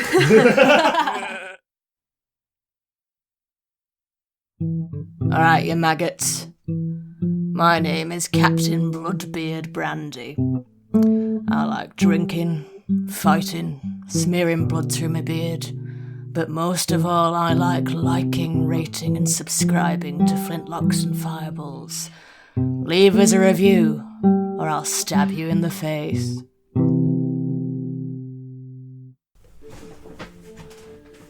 And welcome back. So, you carry on up through the jungle. And as you get higher and higher, time passes. The rampaging T-Rex has distracted your pursuers for now, as has the chasm. And eventually, you reach up to a point where you have a natural overlook as the island crests along its rise. There are higher points where the little volcanic mountain goes higher. It's not an active volcano. But it's close enough. But at this point, you are able to see across to the southern half of the island, and there, on the beaches below, you can just see where there is, sheltered by cliffs, a natural cove where the Revenge has washed up. It seems to be in a bit of a state, but you can see that most of the crew, by the favour of the Regent or who knows what, seems to have survived, and they are engaged in cutting down trees and making repairs to the ship. The emergency masts have already been brought out, and you can see rigging and sails are being set. It's too far up for you to make out individual people. But, Bloodbeard, the odds look better than perhaps you might have hoped for. The trick is just getting there. Well, the way I sees it, they're going to be a while doing those repairs. That temple might have some good plunder to be had on the way. Plunder! Bird's right, I scratch its head. Okay. Can I use my ability Awakened Mind to gain a telepathic connection with this bird? Assuming that it knows at least one language? You can. As you attempt to acquire a telepathic connection with it, your mind strips outwards, and there is a blast of what feels like the roaring of the sea. I'd like you to roll an intelligence saving throw, please. Okay. Oh my god! Don't go near the parrot. Oh, this parrot is a thing in the main campaign. Yeah. Okay, that's a 14. Okay. You take 26 points of psychic damage. What? What? But What just happened? yeah, as you feel something much vaster and more powerful than you connect to your mind, you are flooded with images of the sea, the sky, of just a shattered barrage of thoughts conjure into you. Deep below, high above, once mortals knelt before you, as rows and rows and semicircles of them around a shrine in your image, gone, washed away, a betrayal, sealed, three things, three strange presences clung into your mind. A vast reptilian claw of stone, a coil of what seems to be tentacle made of water, and a blazing feather of flame. And then you're back in yourself again. Okay, he has blood pouring from both nostrils. And he's there... Bad idea! You look like shit. What happened? This bird knows things. Really? And it looks like you know things as well. He's gonna pop a healing potion. Oh, it's a greater healing potion, actually. Sensible. Hearing the as you sort of pop this, you notice those of you who can see have spirit sight in particular, everyone, but you especially, Lonkon, notice that the fat worm-like lamprey on your shoulder has perked its head up and opened its third eye, and seems to be glaring towards the wooden temple, which is now just below this rise. And as you find yourself stumbling towards it, you can see the path leads directly to it, and the whole thing is indeed made of deep, dark jungle wood. And yes, carved to look like an eel coiled around itself, with its scales depicting numerous marine images. Okay, could I do a religion check to see if I have any idea who might have built this? You can do one, yeah, sure. Okay, that is a 16. Long ago, when you nearly drowned, you made a pact with something, worshipped by the Sauhakin. This eel seems not unfamiliar to that, but not quite the same. A cousin, perhaps. Something of similar ilk. And peering at it, you can see it's not quite truly an eel either. At its head, which rests just over the doorway, it seems to have three eyes above its closed mouth, one on each side, so it's almost like a triangular mouth. And there are actually brilliant, and when I say brilliant, I mean beautifully polished, beautifully shaped, the size of of dinner plate sized stones of amber set in where the eyes are. You can see that there are, it looks from the shape of it that there are maybe two main chambers within. One that's not really accessible from the front. And indeed, either side of it, the sudden drop of the cliff and the heavy, thick vines and foliage that grow around it seem to make it, if not impossible, then very difficult to get through without simply going through the entryway itself. And you can see that there is within the doorway that has the head over it, what appears to be a beautifully constructed wooden hall. Let's see, I believe it's 20 feet in height, and it's at its lowest. Yes, 20 feet in height with a sort of flat ceiling. Which, although above it the roof kind of curls upwards, the ceiling in the main hall is flat. You can see that it too is made of wood, although it alternates between the local dark wood and a similar silvery wood to that which was used for the bows of the reavers that go up the sides, forming supporting pillars. There, it appears, you can see that there is a wide open floor of just long wooden boards, laterally placed, that carry on. The hall is probably about 40 foot wide, 20 foot high, and 80 feet in length. And at the far end, you can see there is another archway, which seems to be carved to resemble a coil. and beyond it you can see some sort of dark room with something in its centre and the glimmer of distant light. Although that room is not as well lit by the light that comes in from the entryway as this room. Alright. Apart from the adornments along the walls, which depict various marine scenes and creatures, this entry chamber appears bare. Interesting. Do we assume traps? I mean, that is suspiciously empty, isn't it? Anyone particularly good at looking for these things?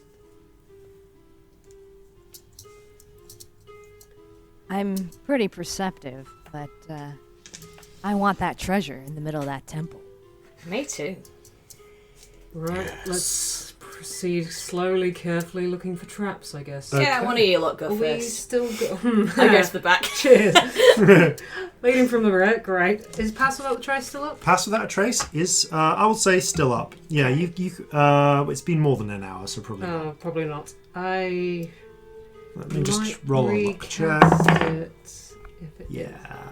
Yeah, I'll it's more than that. recast. So, didn't describe it before, but the shadow of Mr. Whiskers doesn't almost move with them if you have spirit sight.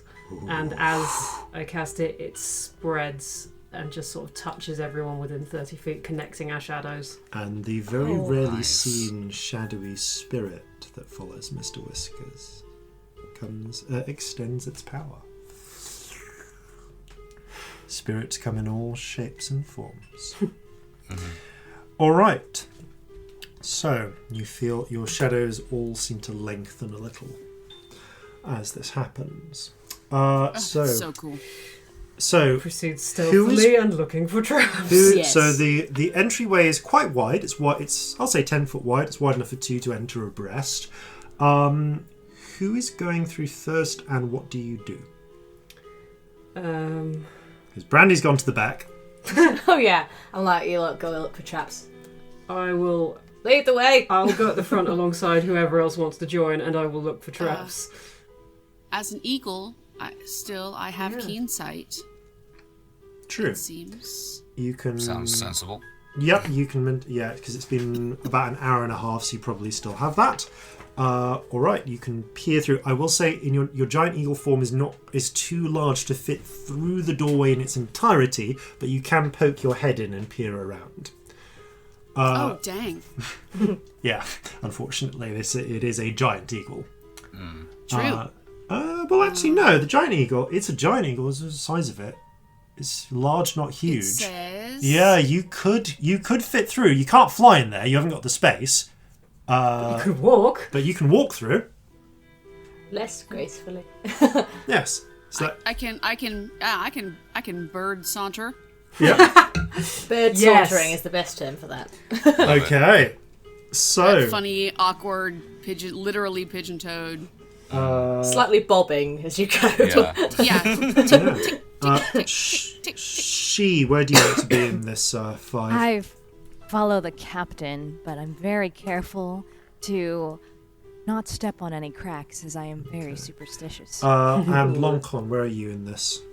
Lonkon will probably take the middle. He's going to be looking around specifically for any forms of writing whatsoever. Okay, so Lonkon, I'll say, like, because you guys, as I said, can enter two abreast. Brandy, you are at the back. She and Lonkon are in the middle, and at the front there is the giant eagle form of Favour and Mr. Whiskers. So the two largest characters are at the front, the panther with the halfling and the giant eagle, and you're kind of having to fight space at this doorway to peer through. So you guys were going to take a look before you enter. Yeah, we're looking for any sort of trap. Okay, this is perception rather than investigation. Okay. So this is a wide look. Mr. Whiskers also just sniff for anything like explosive or acidic? I will allow Mr. Whiskers to make a separate check, perception which would be check scent with based. advantage because they're of their Yeah. scent. So Mr. Whiskers' normal one is not good. That's an 11. So that and was the then- sight. That was the sight-based one. And the scent-based one is much better. That is a 25, I think, 26. Okay. So 25, 26 from there, and and Oh, Favour. 27, Your geez. perception check. Favour. I'm sorry. It is a. That's a 13 plus 7. Ooh, nice. That's 20. 20. Okay, so you notice different things. Mr. Whiskers, it looks like a pretty straightforward chamber as far as you can tell by sight. Mr. Whiskers, you can smell... I love that I'm making you do this, and Yes. I'm so sorry. You can smell something weird. Is it the eagle? I mean, the eagle smells a bit weird anyway, but also from the ceiling, somewhere from above, you can smell what seems to be a mixture of, like almost a charivari of different chemical scents. What smell like almost like a blend of different herbs, but also meaty scents, oily scents, metallic scents. Whoa. Like there's many different things that, like at least probably 6 different distinct groupings of scent up there.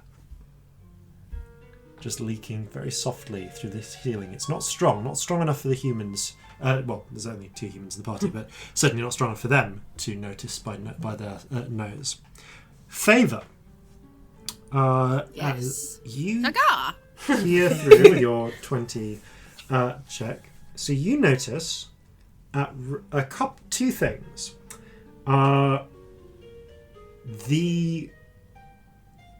Curiously enough, you'd almost dismiss it as the natural oils of the wood, but it does appear that the wood panel flooring has been oiled or lightly greased at some point. And you can just make out there are tiny holes at regular intervals in the ceiling. All the way down.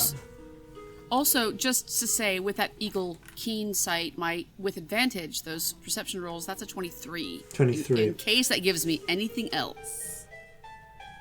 Yes. 16 plus 7. Okay. Ha! You can see very slight scuff marks on some, but not all, of the planks within about 15 feet of the door, after which the scuff marks stop. And they're always on sort of one plank or another, but never on the adjoining one. Oh, that's weird. Can I tell if someone is upstairs? There does not appear to be a set of stairs to reach whatever is above. At least not from this room. You might need to go into the next room. As you peer through to the next room, you notice that there is actually almost it's almost curious how the darkness in that room is, given the bright sun outside. There seems to be some sort of effect obscuring whatever is within. Yeah. Oh, I'm sure that's fine. Okay. I am going to... you said the ceiling is 20 feet high. Yes.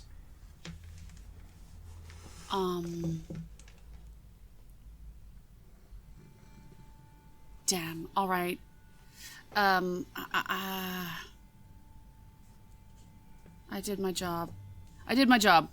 Okay, I did what I wanted to do with this form. So I'm going to drop my form and tell them, like, put my finger to my lips and sort of point out the scuff marks on the floor, and then silently arrow my fingers and over to that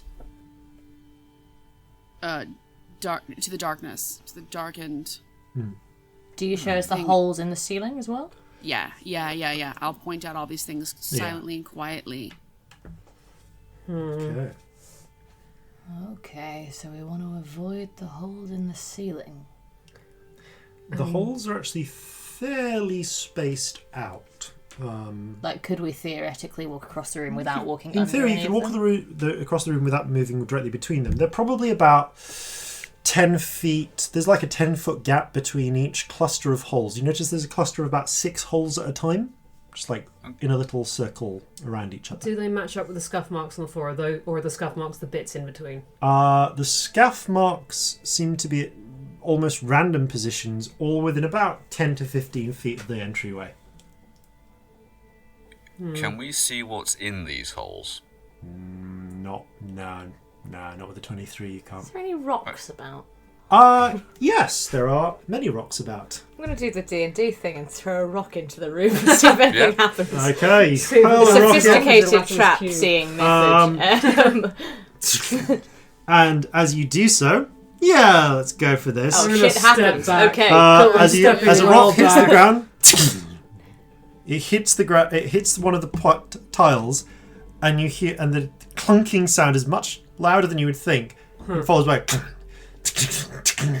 coming from the walls, and then you watch as the wood it's on slips to one side, and the rock falls through, and immediately a heavy grinding, clunking sound begins to come from the walls themselves, as the whole of the as the many different wooden panels all on the floor all start spinning in circles at irregular intervals. So sometimes they're straight, then they slip to vertical, then they go horizontal again, and as the whole thing rolls, I'd like everyone to roll initiative because this does matter. Thank you Thank you very kindly. I get advantage on initiative, which I forgot about because of the barbarian type I am. Okay, so I'm just It's only a 10, mind. It wasn't so very good. 10 for Brandy, is that? Cool. Okay, so Mr. Whiskers. 17. Okay, 17 for Whiskers. Also, Lonkon. if there's any kind of surprise round, please tell me, 6. because there's a thing I can do. Not exactly a surprise round. Cool, that's fine. Also, no one can be surprised within 30 feet of me. Oh, but, fit. Yes. Then Favour.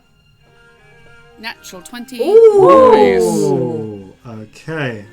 And then Shih Yang.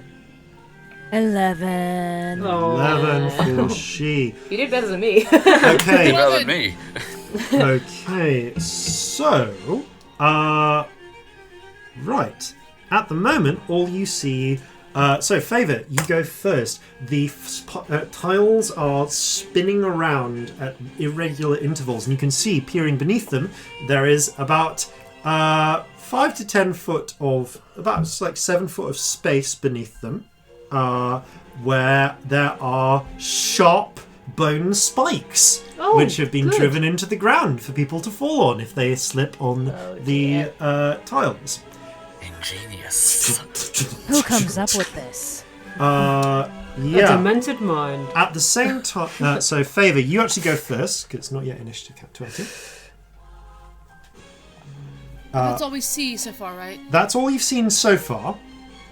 And it seems to be a straight movement across to get to the far... as you do so, actually, as this happens, the curious mist and darkness in the far...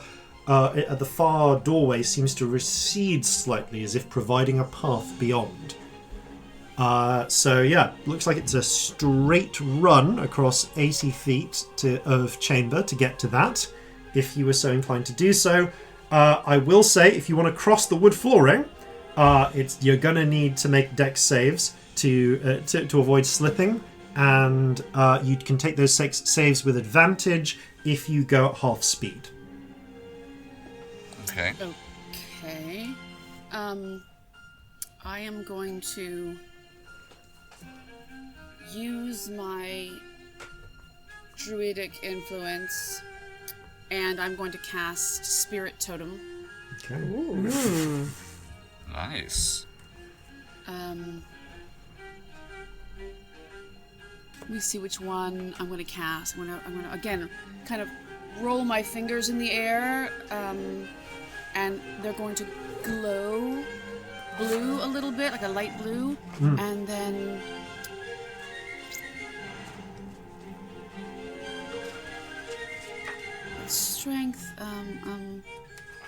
Perception or detect creature.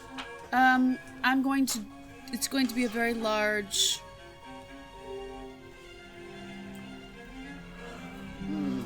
Oh my god. Unicorn. Yes. Okay. You watch as those of you spirit sight as a handful of spirits come together and seem to merge and momentarily form what appears to be a majestic unicorn, shimmering and brilliant.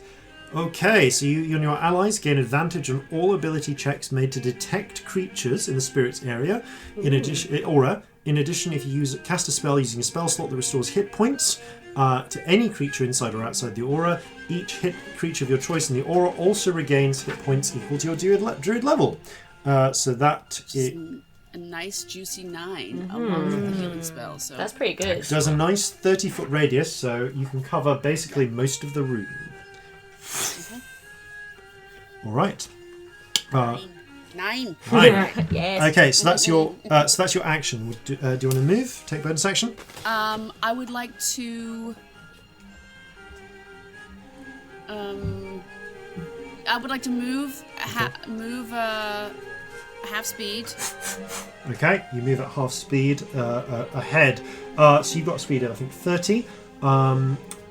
Okay, give me a dexterity save with advantage, please. That's a 13, and that's a 9. So 13, 14, 15, 16. Okay, so you make it through. And so it's crushed by the... No, as you kind of dash side to side, hopping between the stable for the moments the floor tiles are stable enough to cross before they tilt rapidly to one side. So you are now 15 feet into the chamber. Okay. Ooh. As you are kind I of literally footing it hold through. my unicorn's hoof as he guides me along. He's like a big sea dragon unicorn. Oh. Love it. Kind of almost Capricorn-y. Leafy sea dragon. Yeah, Capricorn, totally. Okay, now, so base initiative count 20 emerges as the eyes of the amber eyes all crackle with bluish light, and either side of the temple, arcs of lightning begin arcing all around the sides and all directly above. The only safe path across now is through the chamber. Have you noticed it's always lightning with these guys? Yeah, fucking love lightning, don't they? Okay. Yes, very interesting. Mr. Whiskers. Oh dear. Is there a path that a panther can take? I mean, yes, you can try and bound your way across the floor tiles using your nimble paws. You do have a climb speed, but I will actually require an athletics check from Mr. Whiskers if you're going to try and go along the walls. Yeah, I assume climb is things like Trees and yes, cliffs where there's bits to hold on to, not just. I mean, there are bits to hold on to. The walls are embossed, and actually you can hear from them. There is a heavy sort of grinding sound, and what seems to be the sound of water flowing through. Okay, I'm gonna try and take it at a medium speed. Can I still dash? Or is it just half speed? You can total? dash, yeah, but thing is, you can go full speed. You just have to. Just don't get advantage on the check. No, I need the advantage. So yeah, you can if dash. I use my action to dash, and then you can move at your full distance. Right, which is 50 feet on the panther. Yep. So Nice. I will do that, and I will dig my claws in every time I land.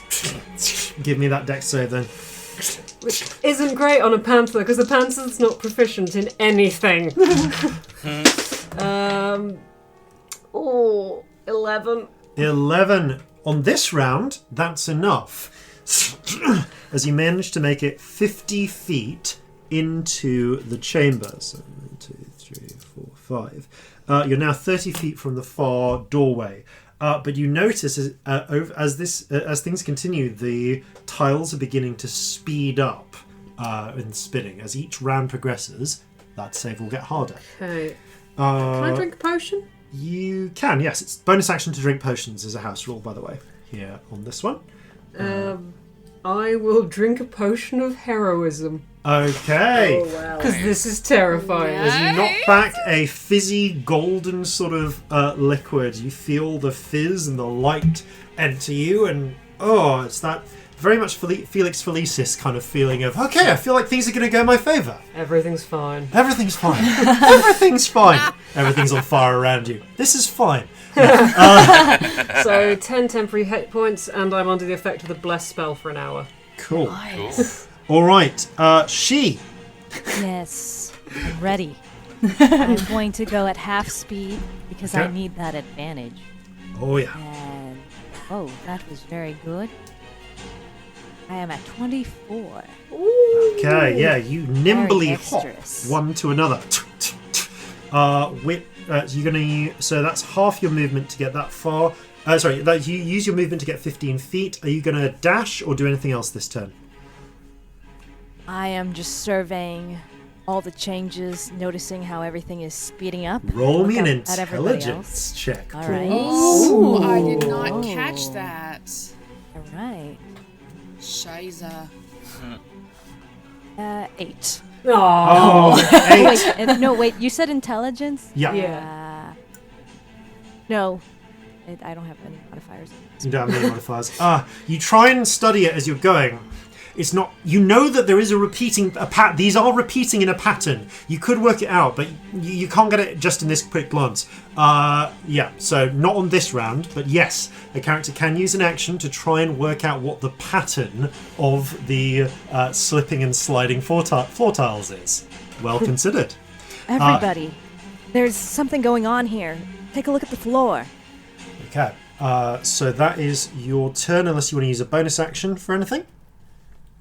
Don't know how I could hide between tiles. They're about to kill me. Nothing here is looking for you, per Hiding se. in the spikes, I feel, would Yes. be bad. But none of you fall into the spikes You can yet. dash as a bonus action. Oh, you can dash as a bonus action. You're a rogue. So yeah, you can get another 15 feet. All right.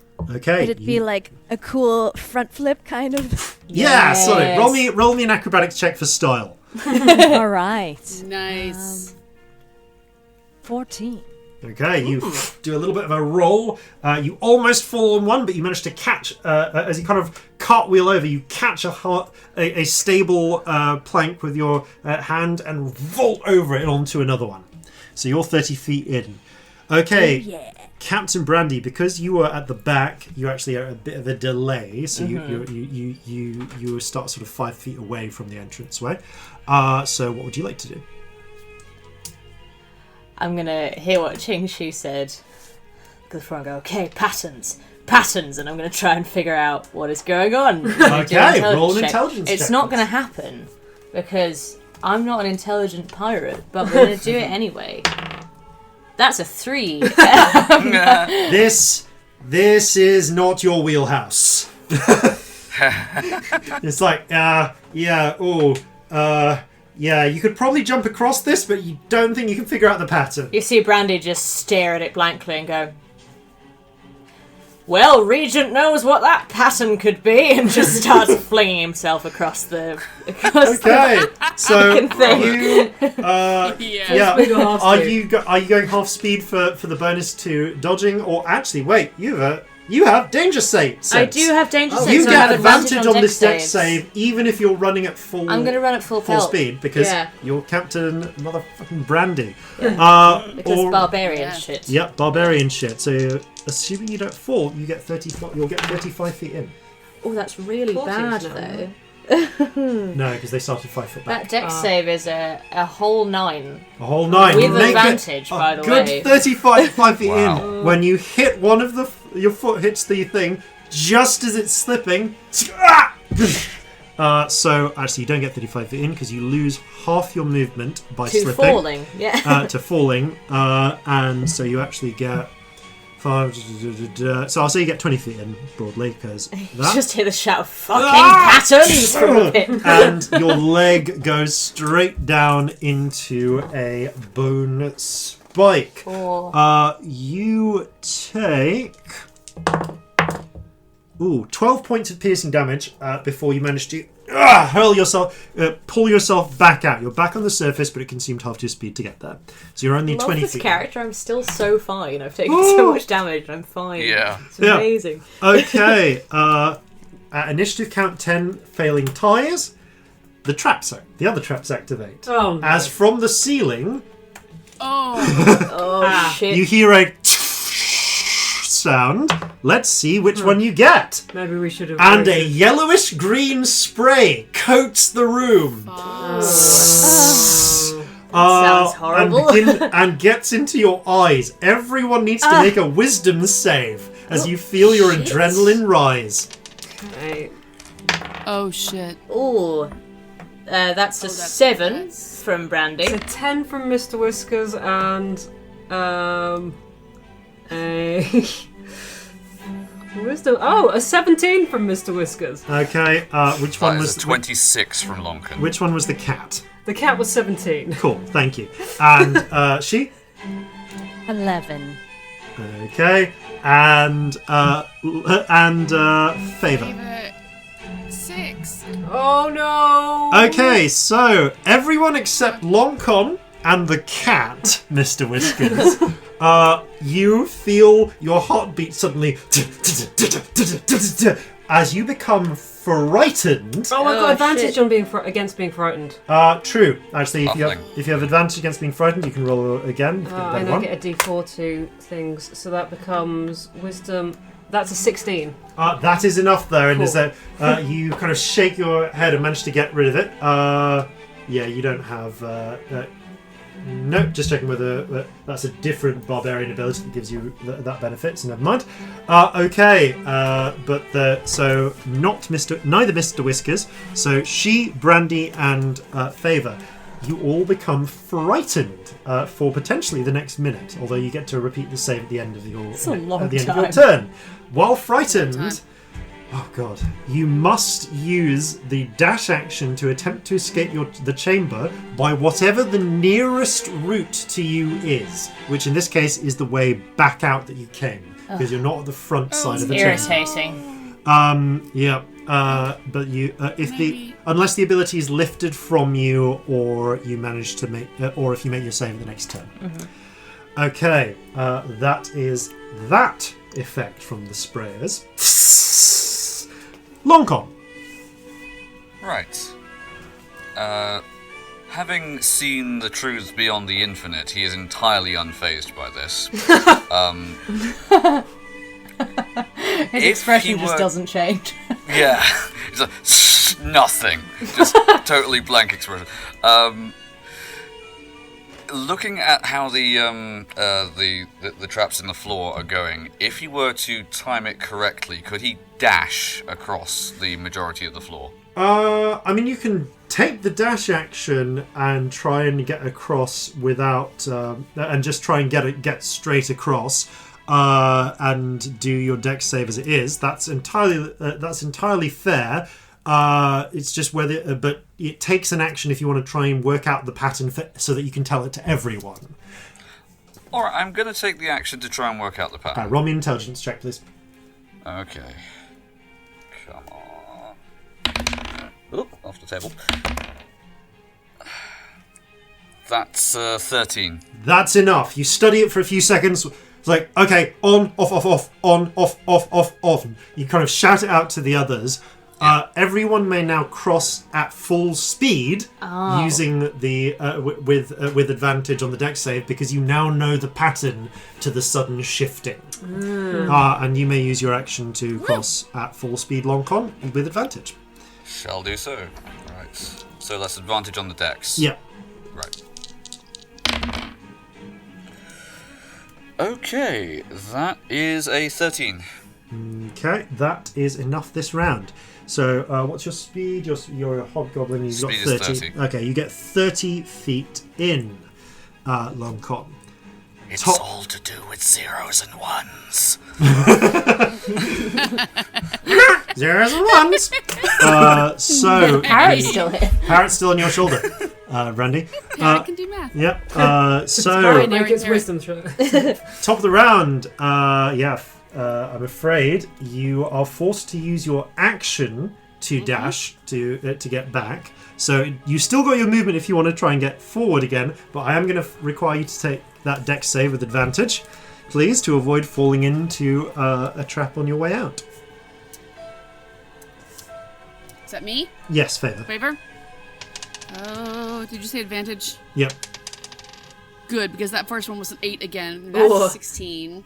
Okay, you That's a get. dex. Yeah, you get 50. You run about 16, 15 that's feet 19. out.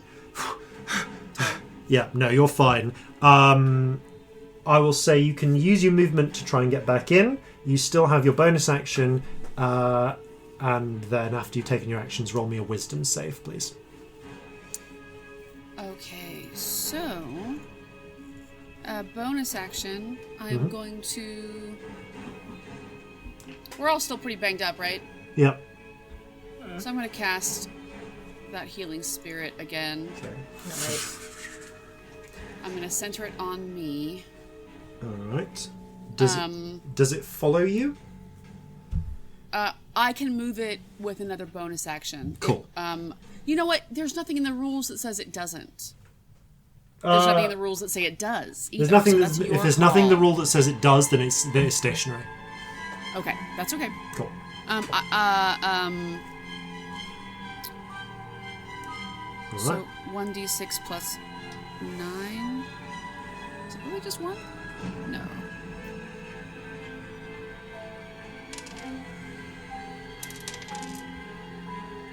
Six. Did I really I just rolled 2 6s. Awesome. Okay. You Call restore. Excellent. spirit- So that's 12 plus 9 Oh. Okay. Nice. Yeah. with the unicorn. You heal So- quite a bit of damage. 21, I believe. So is there anyone not in range of that? It's just. It's just whoever that passes through the spirit, or the spirit Right, passes okay. into. Anyone in the everyone else gets 9 hit points. Oh, but everyone. Okay. Oh, everyone. So Nice. because of the unicorn, yeah, of because course. where the unicorn because was, of the unicorn. yeah, because of where the unicorn was, you guys all get 9 hit points actually, because you're all Nice. just about within 30 feet of its radius. Awesome. Okay, so do you want to use your movement to try and get back in? Yeah. Okay. I'll use your existing dex save for the first time. I'm not going to make you use another one. So this time you managed to get 20 feet in. So you've Okay, you've good. gained about 5 foot of difference. Roll a wisdom save to shake off the fear. Okay. Ooh, no, a 5 again. Okay, you are still That's a 6. frightened unless someone can take that off you. So,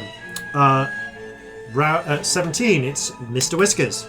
I want to carry on. I want to try to get out. Okay, to the you other side can of get. this. Give me another dex. Give me a dex save with advantage, and you can get it out. You can get out in a single movement. Oh no, it's 9. Okay, you get halfway along. You're about 10 feet from the edge when you fall through, and Mr. Whiskers takes 17 points of piercing damage. Oh. I've got a thing where my mount takes half damage if it's based on a dex save. Yes, yeah, this is based on does the dex this save. count? Yes, it does. Because yeah. So it's 8. 8 Okay. damage? Yeah. Yeah, you take 8 damage. So yeah, Mr. Whiskers takes 8 damage from the fall. And you have to, but you're able to use half your movement to get back up. Can I use the dash? You can dash to get all the way through. Yeah. Okay. So I don't need another check from you. Okay, I can dash as a bonus action, so I still have my action. Can I look for a way to turn this off?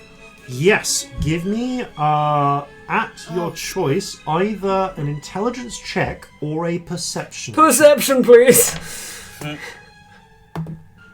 Oh no.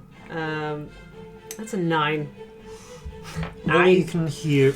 You can't really see much here. You can tell that the sprays are coming from the ceiling, and the things are the floor tiles are spinning, and you can see that the floor tiles are on poles, which cause them to spin, which go into the sides of the room, just into this thick wooden walls with the many carvings on. And again, they continue to make a sort of sound from within the walls. On this side, you can see there is sort of a tunnel of darkness in this chamber leading towards what seems to be a central altar beyond. Am I still under the things that spray? You are, so you can move away a bit. A little bit back. You move a please. little bit into that chamber, so you're out of the sprays. Cool. All right. So, she. So, because she was frightened and hidden by the spray, she's This like, is true. no. And then she's forced to go back. So you use your bonus action to dash because rogue. So actually, sorry, no, you're only. Well, you can use your bonus action if you want to dash instead of using your action. I'll say. Right. So roll me a dex save to see whether you fall into the ground on this turn. It's with advantage. With advantage. So we know the route. 24. You're fine. Nice. You hop easily over. You basically just get back out of the room, and if you want, you can But try and she's go like back covering in. her eyes, and she's like, no. No. But she's like, hop, fine. But if she makes it out of the room back to the beginning, she gets the aura of the. You do. She gets the healing spirit, so she gets 12 hit points. Okay, Nice. you get 12 hit points. Win And then- some, you lose some. Yeah. Is- But Is she there may a- lose immediately. Is there a way to turn this off or jam the system? If you want to make a either I'm just an asking intelligence. all the other crew. You're asking all the others. crewmates. Oh, sorry, Yeah. yeah, you're asking that. Maybe. None of you have seen one. Can't see anything! I say from my pit with a spike in my leg. Yeah, because you're busy pulling yourself Can out I of that. roll perception to see Yes, if I you notice? You can either roll intelligence or perception. I'm going to roll perception because that is a 26. 26. Ooh. All right, you kind of follow the sounds out. Okay, two things immediately occur to you. One, the heavy sound sounds from the walls. That sounds like water wheels or something like it. The gushing sound, the rotating. It sounds like there's some sort of falling of water that is powering the spinning tiles. In fact, looking up, you'd guess that it's probably also powering whatever bellows are spraying out the poison as well. The water must be flowing down through some sort of mechanism to do it. You reckon probably hidden just inside the wooden walls.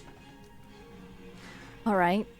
So I start looking for the source of that water. Maybe at the direction of which the water is flowing or the sound of which Roll. the direction I'm the going to give water you a is free flowing. intelligence check, please, All right. to put this together.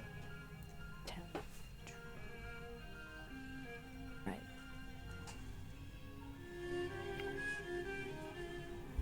Uh, 11. 11. It has to be coming from above, but there's nothing. There's no other. There's nothing direct. It has to be coming from above, but there's something about the shape of the roof you saw from the outside and the flat ceiling here, which is coming to you. But yeah, if you can put that, that's all the clues I can give you on that with an 11. All right. Am I outside yet? Because You I are had to run just to on the front? outside. Yeah, you've just gotten to the exterior. Okay.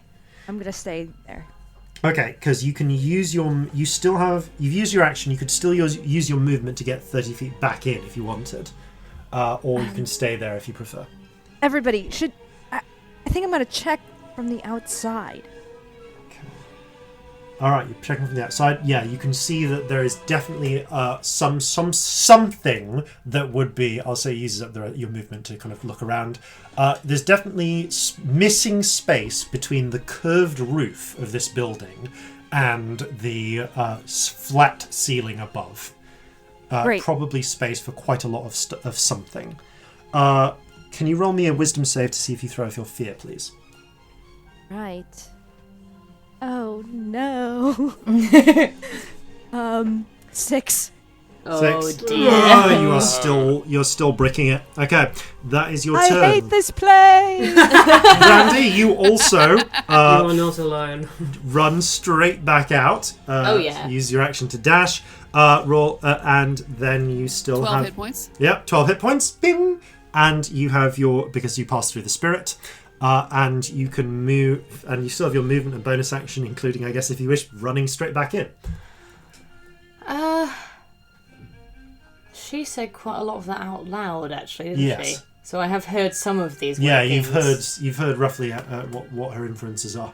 I want to look at the walls and see if I can see anything that I could jam, anything at all. Just looking at the walls, I can tell you, you can see the walls don't have any obvious holes in them yet. How do you mean? I'm confused. She said that the mechanism is clearly behind the walls. The walls appear to be solid, they're carved to look like various shapes, but they are hiding whatever the mechanism is. So there are no holes in the walls at this moment. I'm going to follow she. Okay. So you kind of... I don't know. You keep saying there are no holes in the walls at this moment, like it's a thing. And Well, I feel if I'm you wanted to create a hole in the wall, Mm. then yes, you could presumably see through a hole in the wall. I could see through a hole in the wall. But the wall is currently opaque because it's intact. I don't have enough of an action to make a hole in a wall, do I? You're scared, aren't you? So you have to leave. Yeah. Yeah, fair enough. You kind of follow she then. Looking Yeah, I at can't the make a ceiling. hole in a wall this turn, so I'm going to follow she. No, okay, that's fair enough. Assuming that she's Yes, found the pair of something. you are looking into figuring out how if you can solve this from the outside. I will say then, as a free thing, give me a perception check, please. That is a 12. Okay. Not very good. Both the ceiling, walls, and to a degree the roof outside all seem to be made of about the same type of wood, which is to say, and they all look like they're probably almost like a decorative elements, which are quite thin. Okay. Like not like MDF thin, but like thin enough. Thin enough. That's what. Yeah. So I say to she, those walls look thin. We should try and make a hole in it. Yeah. Okay. End of your turn. The sprayers. Once again. So you two are outside the chamber. Save to throw off my Oh, fear? you do. Yes. Thank you for reminding me. That's quite good actually. That's an 18. You managed to shake off the alchemically induced adrenaline. There's a crack of lightning and the fear goes away. Okay. So let's roll to see. Okay, that one's actually exhausted. So this time, a spray of brilliant crimson liquid comes from the ceiling. Oh my god. So that's Lonkon and Favour, who are currently still inside the chamber. The other two said if they actually moved away from the chamber on the outside. So both as the crimson liquid gets in your eyes, can you make a wisdom save? Favour, you may do this with advantage because you are an elf. Oh my god, thank you, because that was a 1. And that is an 18. Wisdom 24. Plus Strange hallucinations begin passing around. You look for a moment, it looks like your allies are horrible monsters, but you shake it off. None of you are subject to the madness effect. Oh dear. Just to give a nod to my wonderful how we roll family. I'm just gonna look at all these hallucinogenic things and go, whoa. Okay. Love it. And Lonkon, you are last in the round. You are 30 feet into the chamber. You've heard all of these things being shouted. If I were to dash, could I get to the other side now? Yes, you could. Roll me a dex save with advantage. Okay. Oh, quite a lot of good that did. That's an 8 with advantage. Oh, okay. You get halfway, so you get 30 feet along, which means you're 20 feet from the edge, but you slip, you fall, and the spikes graze you for 10 points of damage before you pull yourself back up. Alright, then that makes it top of the round. Favour! You're still frightened from the previous one, so you immediately dash back out again. I'm just going to say it uses your uses your movement so that you've still got your action. So just for the sake of sanity, give me a wisdom save now, please, though. All right. 12 plus 12, 13, 14, 15. Okay, you managed to shake off the fear effect. Hey. So, but you're now outside alongside Brandy and Shih. Okay. So I'll say you still have your action and bonus action. Do Brandy and Shih... Do you guys need healing? I'm all right. They look- I'm okay, actually. Yeah, I'm not too bad. The unicorn spirit seems to have already blessed them with its power. I'm just really okay, scared. What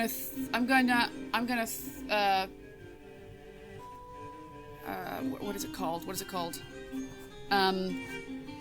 As a bonus action, Okay. I'm gonna send my spirit. Healing spirit is 60 feet. Okay. So I'm going to pass it through everyone inside, whoever needs healing. That would be only get to them? Lonkon. Okay, excellent. I'm a bit Yes. further on. Yeah, but You you're do able with to get that. to Lonkon. I'm alright though. I'm gonna get to Lonkon, and then that's my bonus action. As my action. Okay, are we gonna try to get through this, or are we all just gonna come outside?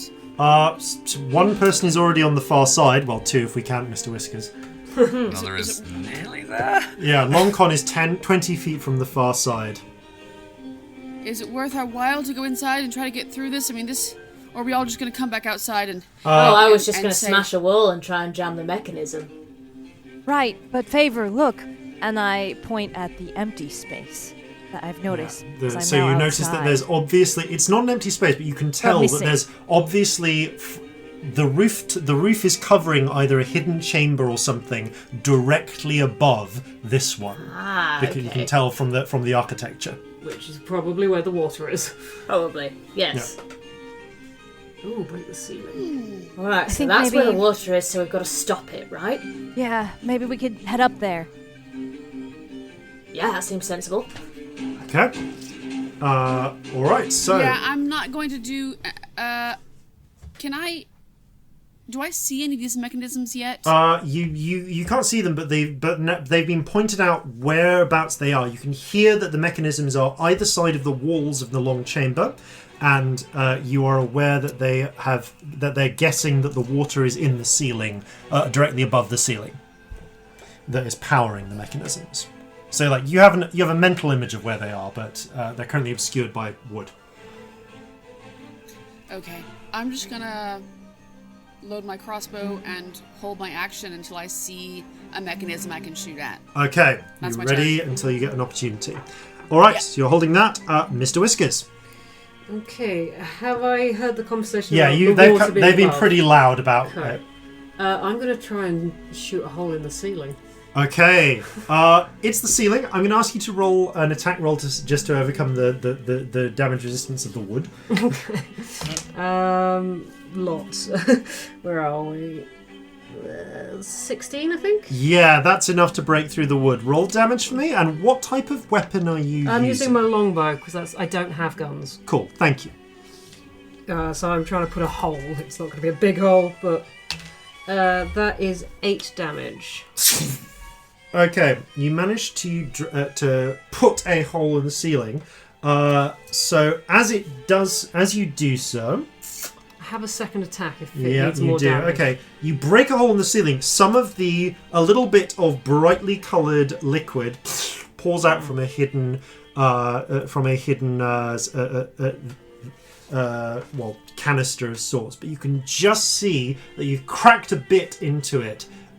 There's a couple of layers of wood. This is like a lower protective one, decorative one, and then a stronger one up above. You put some damage into it.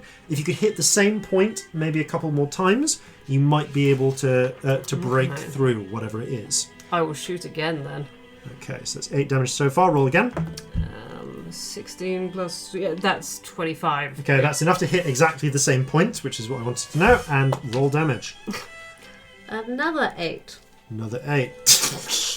As the second arrow cracks into the point, you see water begins to slowly dribble out of this point. It's not... You've created a crack, but it's not large enough to really get through, all the way through. I made a hole. So you've done 16 points of damage. You guys can see now, because of the streaming water, where that weakened point is.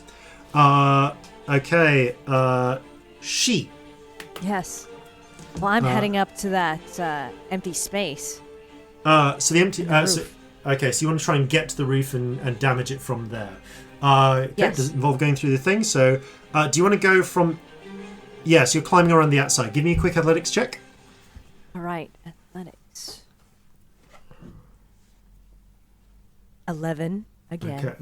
You clamber up. It's a little bit of a hard thing, but the coils of the carved serpentine creature are enough to get you up there. And you can now hear, pressing your ear against the wood, but again, it's that quite thin decorative wood. You can hear the glug, glug, glug, glug of some hidden cistern draining, powering the water wheels either side. You kind of judge by ear whereabouts the bottom is. If you could make a hole on this side, you could drain it out. That's great. That's what I try to do. Okay. This isn't really a case of finesse yet. It's more just straight up how much damage you can cause. Do you have anything that you can use to just inflict damage? I have a knife, and then I also have my high heels. All right. Nice. In which case, I'm gonna call this. Make this a thieves' tools check, and I'm gonna see if you can exploit a weakness. This is a high save. High So check. here for you kicking a hole in the wall with your high heels. That would be amazing. Yes, that's beautiful. All right. So is that? I just roll a d20, and then I don't add anything. Right? It's a d20, and it's plus you're proficient in thieves' tools by virtue of being a rogue. So it's d20 plus dex plus proficiency. Oh, great. That's awesome. That's helpful. Yeah. Right. Unless that's one of your expertise, Yeah. in which case it's double bonus. All right, 17. Okay, you managed to pry open one of the scales, and you can see the edge of what seems to be a heavy, just like a huge wooden cistern glugging with water. Below, you can see where the bellows are digging into where there are hidden bellows attached to complex mechanisms that connect onto the hidden water wheels. You can also see where canisters of glassy canisters of brightly coloured liquids, 6 different liquid types, are being funneled down into the various sprayers. I guess, Ooh, I yeah. can see it now. Yeah, it's not quite enough to... That's not enough... 17 wasn't enough to stop the chain reaction going. But you can also see from here now where the hole is beneath in the ceiling. You've kind of accessed the crawl space beneath the cistern and the false ceiling where all the mechanisms are. And you can see the hole that Mr. Whiskers has put in the ceiling. Oh, all right. The first thing I do is I just stick my head in the hole, and I look down at the rest of the crew, and I tell them, it's all up here. I can interrupt the system, or maybe can try to come up here? Yeah. If you want, I'll let you make another Thieves' Tools check. If you want to try and jam the sprays. Well, you people down here, what do you want to do? I can try to jam the system, or I think we have the rope left over from when we swung across the chasm earlier. Try and jam it, I reckon. All right. So I'm Okay. going to take a look, and I'm looking for a singular point. Maybe they're all at a certain pipe, or would there be any convenient valves to turn? Roll me a quick investigation check, I'll say. All right, investigation. As you frantically look side to side. Oh no, 6. Oh, Six. You can't see an obvious single point beyond the... Like, there are several points where the mechanism connects to the valves. You could maybe put out a portion of it in one go, but you can't see an obvious single point without just causing a lot of damage up here, and who knows. Like, you could start smashing things, but you don't know what effects that would have. Right. Is there any, with the flow of all these liquids, anything that's open, or is it enclosed, like in a pipe? They're all piped. There is like 6 big different pipes and tanks that run into and spray at different points. All right, so I think I'm going to go with the first plan and try to drain the main tank, which is Okay. just the water. You start work on draining the water tank. It's not going to get done this round because you've had a few actions. You've had a bit of time to fiddle around up there, but it's not quite enough to get through. So Brandy, you're down below. You can just make out on this rooftop where she is busy working on the tank up there. I'll say they've done some work towards weakening the main water tank. You can also, and as a result of the work that they're doing, the water flow from that one weak point that Mr. Whiskers has created is beginning to flow more regularly now. So it's widening. How close is that weak point to people? Not current. Mr. Whiskers, where would you have put that weak point? Somewhere sort of centralish. Centralish. Okay, yeah. It's not too close to say Lonkon, if that's what you're worried about. Is there a way I can get a bomb in it? Yes. That's what I yes, want to you do. can. I would like you to roll me.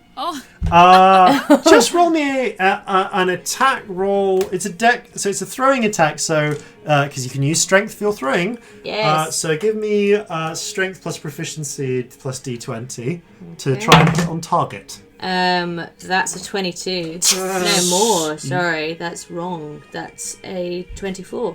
Okay. Nice. Given that the hole has already been made to exposing to the nice alchemical liquids above, you light the fuse, a short fuse, hurl it up there, roll 3d6 damage for me, please, and then double it. Double it? How Who's exciting. next to that? I did check that there was Did you nobody just near throw a it. bomb up here?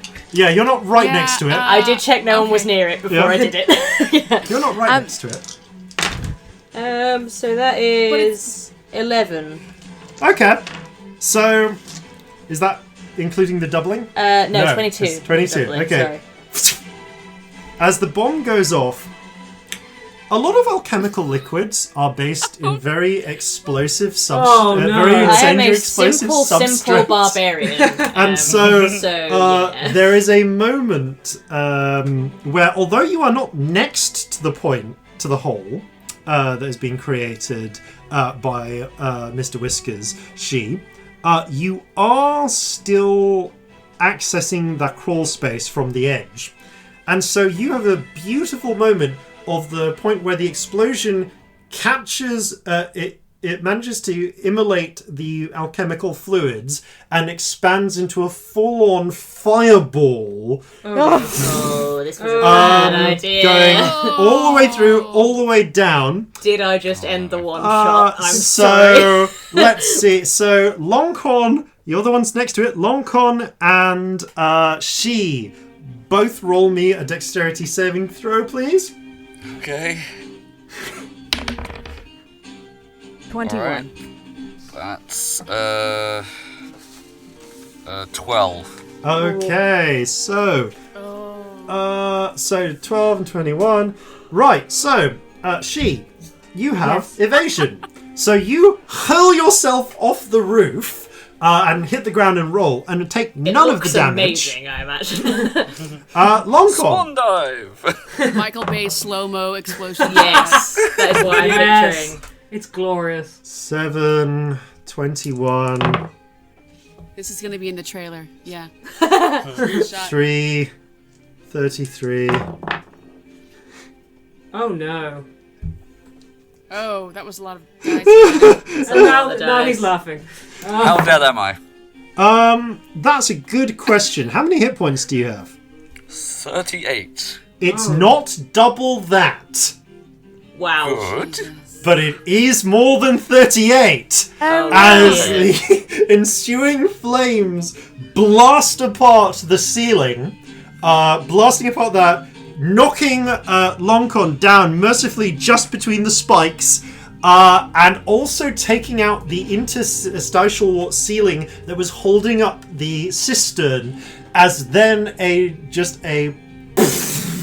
Oh dear. I did a very Oh, no, bad allies. thing. I did a very, very bad allies. thing. There are allies. There's 2 allies if we count both Mr. Whiskers within 30 Within feet of 30 you. feet of me? Yeah, what would that bring your save to? Well, I can... Oh, I can. That would bring my save to 14. That would not quite be enough. But I will allow you to make a save, a strength save now, to resist the ton of water dropping onto you from above. And potentially just killing you outright. If I'm unconscious, do I even get to roll this? Because the regent is sometimes kind. You get one chance. Yeah, sure. Wouldn't he just take okay, strength saving throw it is then. Yeah, well, there's which also might be terrible. Yeah. This might be my first time killing a party member. Oh no. Okay, that's 13 if we're adding No, you take 2 death saving throws then instead of 1. Okay. Oh my god. As the water crashes down, the wheels grind to a halt, and Lonkon floats to the surface. I'm just going to make this a straight up initiative. All right, Lonkon, roll me an initiative check. With 9 extra hit points from the healing spirit. Oh, is that? That is still up. That is still up. If it's the beginning of his Lonkon's turn, then okay. Yeah. It's not enough to kill you. So as you float up on the water, as it begins to peel out, the unicorn touches its horn to your head, and you come back with 9 hit points from the very verge of death.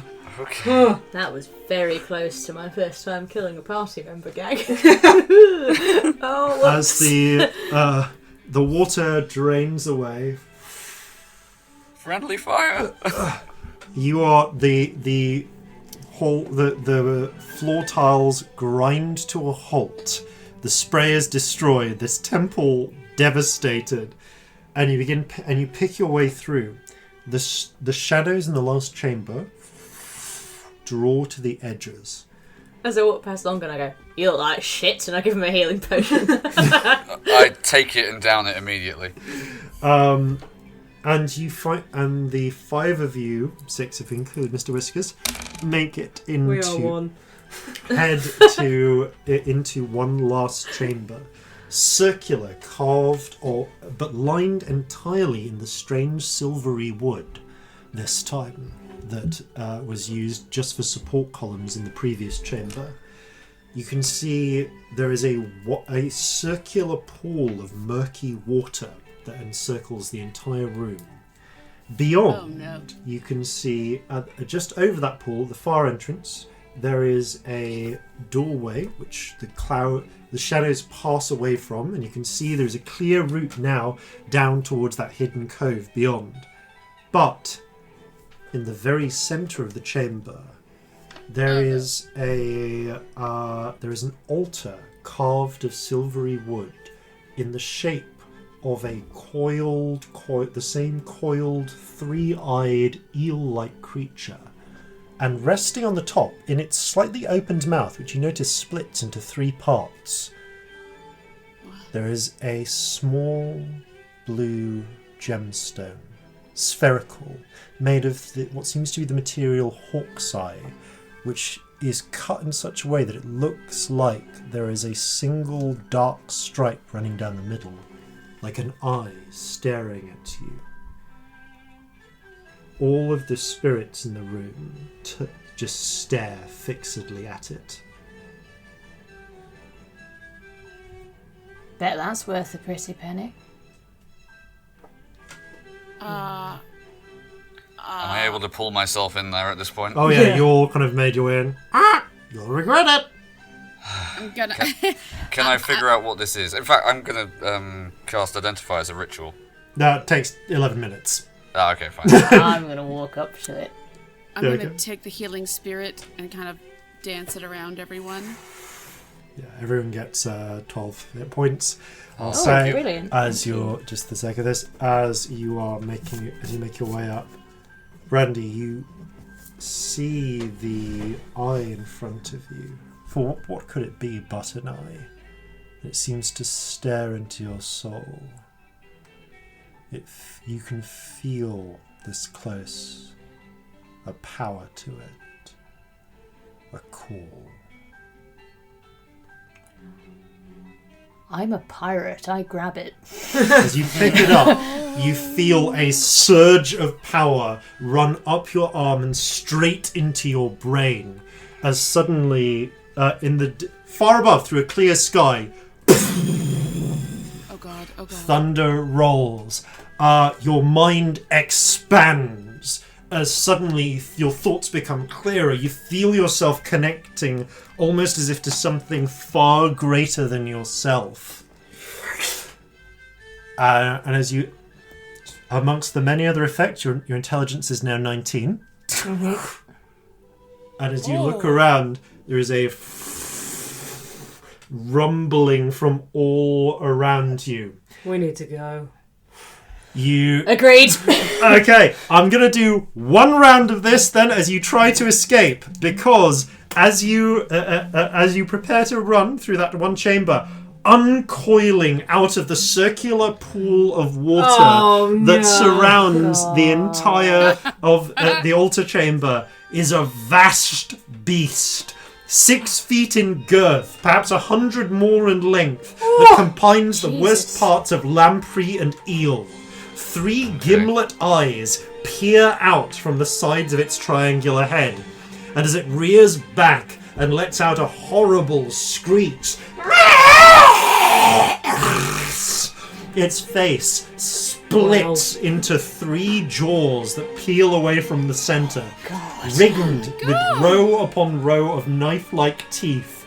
Its dull grey body is patterned down its 3 sides by conspicuous blue-white spots at regular intervals, and as it screams, the air seems to grow thick, and you feel a strange buzzing at the roots of your teeth. Everyone roll initiative as you try to flee the altar beast. Oh, I get advantage on Good. that. Oh, it's a good thing I get advantage on that. Dirty 20 I can't for seem to me. roll anything more than an 8 today. Oh, mate. Okay. Yep. So that's a 20 for Bloodbeard and 8 for Lonkon. Yep. 13. 13 for Mr Whiskers.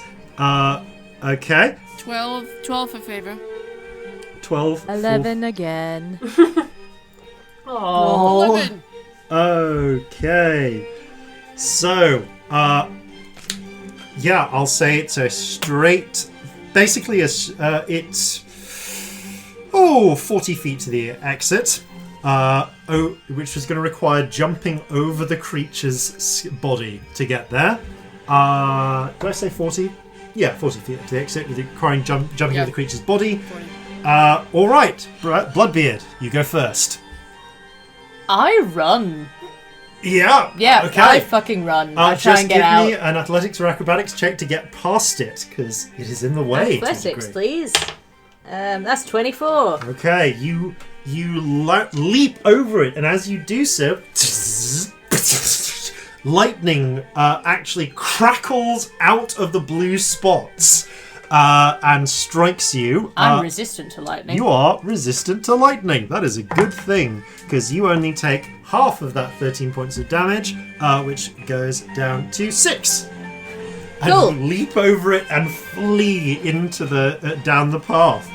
Okay, Brandy, with your speed, you're out. I'm assuming you're taking the dash action. Yeah, I'm going. Okay. It's 100 foot long. I'm fucking going. As you go by, it's going to use its reaction to try and take a bite at you. So, that is 26 to hit. Yeah. Oh, yeah. Okay. That'll do it. It manages to get its teeth around you. Make a. No, actually, I think you are. Okay, I'll allow that earlier check to get over it to count as an early escape. So you don't get restrained, but you do. Actually, no, that's not fair. No, you do. Okay, yeah. Right, yeah, you don't get restrained. I've said that now. You do, however, take 28. No, 34 points of piercing Hello. damage, and then another 12 half to 6 points of lightning damage as its jaws crackle with more lightning. But you managed to break free of it, so its mouth is free, and you are now outside, because I did let you do that. Okay, you are near the entrance. Do you want to do anything, or are you just dashing? How much movement have I already had? I've got You've 40 used feet all of movement. You've got 40 feet of movement. Yeah. You've used all of that. You are at the exit. By the exit. You could do things to help your crew, potentially, to escape, or you can just flee. I'm gonna flip a coin. Captain, Yeah. don't you cool. have any more of those bombs? I go. Yeah, I do have bombs, but they're all in the same place. Well, I mean, no, but the bombs only, provided you don't hit a mess of alchemical materials, can only How do a 5 close foot is its range. mouth to me? Right next to you. I would like to throw a bomb into its mouth. Awesome! You can throw 2 bombs because you could get to attack twice with your attack action. Or you can use your fish hook or whatever. Anything you like. 2 bombs. 2 please. bombs! Roll! Fuck it. Actually, no, it rolls Love the dex save. Twice. Can it save from something down its own throat? I guess to dodge it. To dodge it. Yeah. So It's a DC. one of them it 12, I believe. one of them it pulls its head to the side and the bomb explodes against the side of its head. So roll that one first and then I'll halve it. What am I doing? I'm rolling a d20. I'm going mad. Ignore me. So it's 3d6, yeah?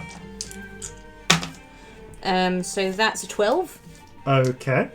So it's 12 halved to 6 because it blasts down the side, and then the second one goes right down the gullet. Yeah.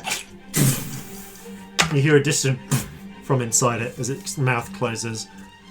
So that one is also a 12, weirdly. Okay. It's taken a total of 18 points of damage. Yeah. Okay. Still have a bonus action, don't I? Yes, you do. I'm gonna go, and you see lightning flare up. I'm gonna rage. Do you strike it with the lightning? Yeah, fuck Okay, it. I strike it with the lightning. It goes straight into one of the blue spots and has no effect. Didn't honestly think Yeah. that would work, but it sounded fun, so... Yep, still fun. The eye crackles with lightning as well in your hand. Alright, that makes it the Altar Beast's go. Oh, good. The Altar Beast fun. is going to pick a target. 1, 2, 3, 4, 5. Okay. Oh no. Okay. It goes for Mr. Whiskers' cat. No, it doesn't. I'm getting in the way of that. Okay, as you turn Mr. Whiskers around, it bites down and is going to try and devour you. That is 17. That's my armor class. Okay. You are ensnared by it, and Beats it. oh yeah, that means it beats it. And you take 13, 23, 29 Okay. plus 8 points of damage. So that's 37 points of damage, of which 8 is lightning. And you are now in its mouth. Cool. Okay. So that is the Altar Beast go for the moment. Mr. Whiskers. Can I try and get out of its mouth? Yeah, give me acrobatics or athletics to escape. They are actually the same. 19. 19. You managed to pull yourself through the many, just thousands of dagger-like teeth and get out back onto Mr. Whiskers. And Mr. Whiskers, the cat, will disengage. Yep. And try and get over. Make a bound for freedom. Yes. Okay, you do get... you manage to... Mr. Whiskers is easily able to leap over the creature's body. It does still take 11 points of lightning damage passing over it because it's an unavoidable effect. Yeah. Now 15 feet out. No, 10 feet outside. I've got 50 feet of movement. Okay, yeah, you are now safely outside. Alright, the next person, then that makes it Favour's go. Oh, all right. Okay. In Speech of the Woods, I'm going to gaze at this creature and say, "You will destroy possible disciples? False god." And I am going to shoot it with my crossbow, Okay. first of all. And that is oh, that's a no, that's a 14. It sticks into its side ineffectually. It barely notices. She nervously laughs, and then she's going to say, that's not good. And she's going to cast, which one is the bonus action one? Is it Healing Word, right? Yeah, Healing Word is bonus action. Yes. Okay. On our very, very, very injured party member. Okay, Lonkon, you take, 2d4 plus 3 plus 12 plus 2, 3, 4, 5, 6, 7, 8 plus 9. 16, that's 17. Okay, you take 17 points of damage, Lonkon. 17 healing. 17 points of healing. Yep. Excellent. You heal 17 points of damage. And everyone else backstab. gets 9 points of healing. Hey, everyone else gets 9. Okay, are you going to run for the exit as well? Yes! Okay, you get towards the exit. You're 10 feet from the exit when the altar beast takes its first legendary action. And is going to try and bite. Is going to try and eat you. That's a dirty 20. As you hear a voice echo in your mind. You are not worthy. Okay, and it bites down. You take a stupid amount of damage. Oh, no. Let's see how much.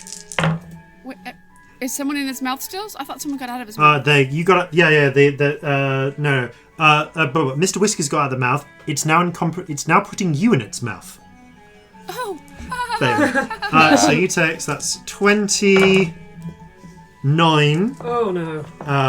And then 29 points of biting damage and an additional 5 of lightning as it's more crackles.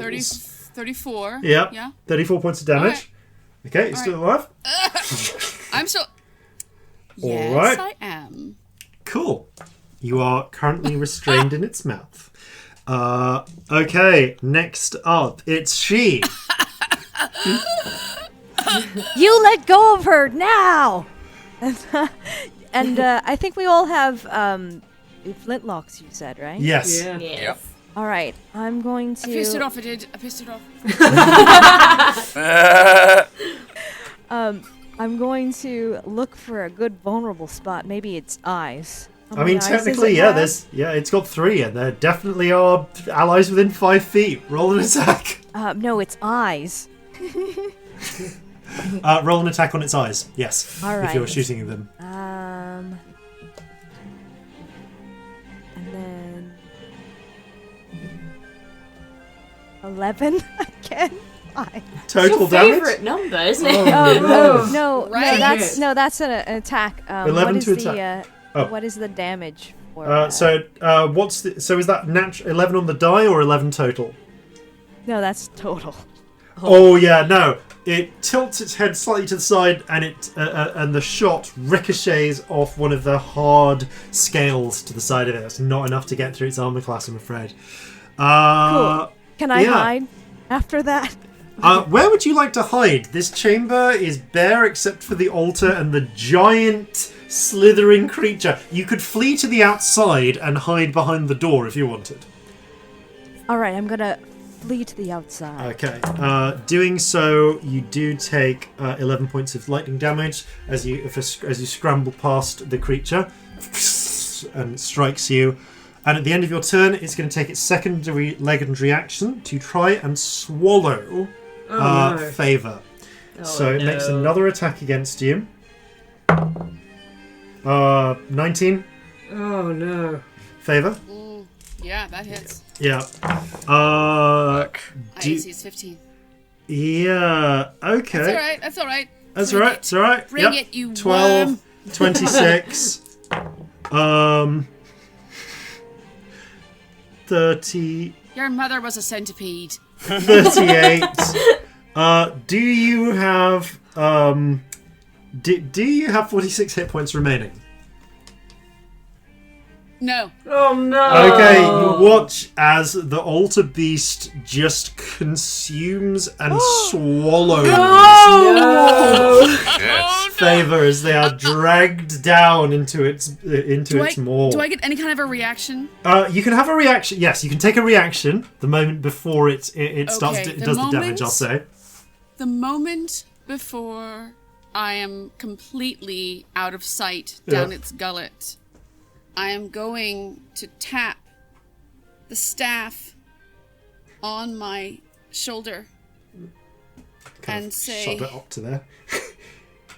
Skipjack, and activate. Now, we didn't talk about this though, but it's my magic item.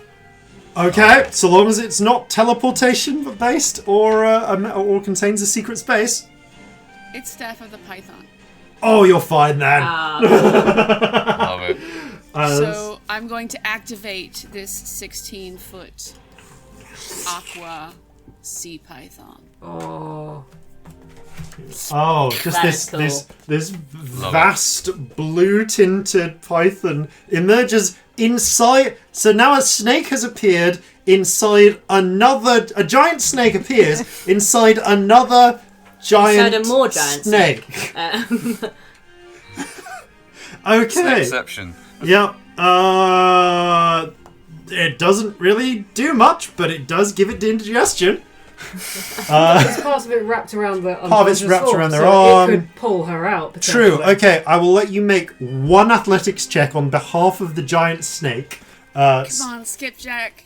So roll me a d20, and I'll add this giant snake. No, that's a 3. Oh no! Despite Skipjack's best efforts, it's not able to pull you out of the moor in But time. is to it save visible you. still? It is visible. Even It is Athletics so is a it's six. wrapped around. We can pull the snake Okay, out. so yeah, you can see that wrapped out around her. So yeah, you can just see her arm encircled by a giant snake, which is now leaning out of the altar beast's mouth.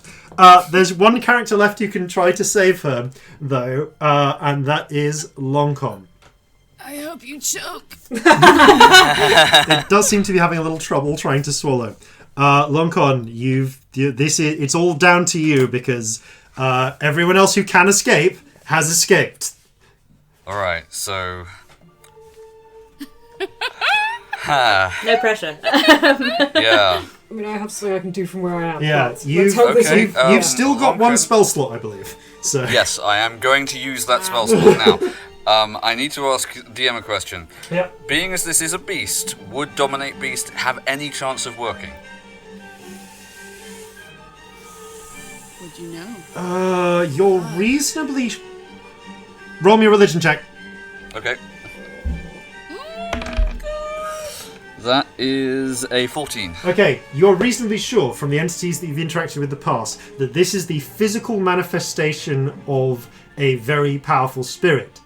But it is conceivable that if it fails the check, you might be able to temporarily hijack its body, although its true self would not be under your control. Okay. I'd say enough to trigger violent regurgitation, let's say. Right. Okay. So yeah, he is going to cast Dominate Beast at 5th level. Okay, this is a wisdom check. DC 16. DC 16. Yep. It rolled a natural 15. It has a wisdom save of 0. Okay, he holds up his hand, and you see like there's dark arcane energy moving around him, and he says, "This is not a god; it is a friend." And yeah, as the dark wisps of power form coiled eel-like serpent ropes of their own. They split. One of them splits into two, and the three of them pierce the altar beast's three eyes, and its scales turn black just for a moment, just long enough for you to force it to take one action before the spirit reasserts control. So you can give it... I just yell, spit it out. And the creature violently hurls the body of Favour out of the chamber into the jungle. You bound after it, and as there is a struggle as the creature, as you hear the violent whipping of its form, the screams, the struggle as all of you flee down the hill,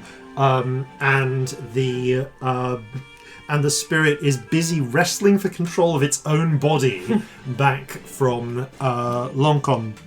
You gather Favour. 10 minutes. Yep, you gather Favour in your arms. One of you is able to. Kill it. Yeah, your shadow stretches out onto her for a moment, and as I put the grappling hook going away, going, I don't know that one.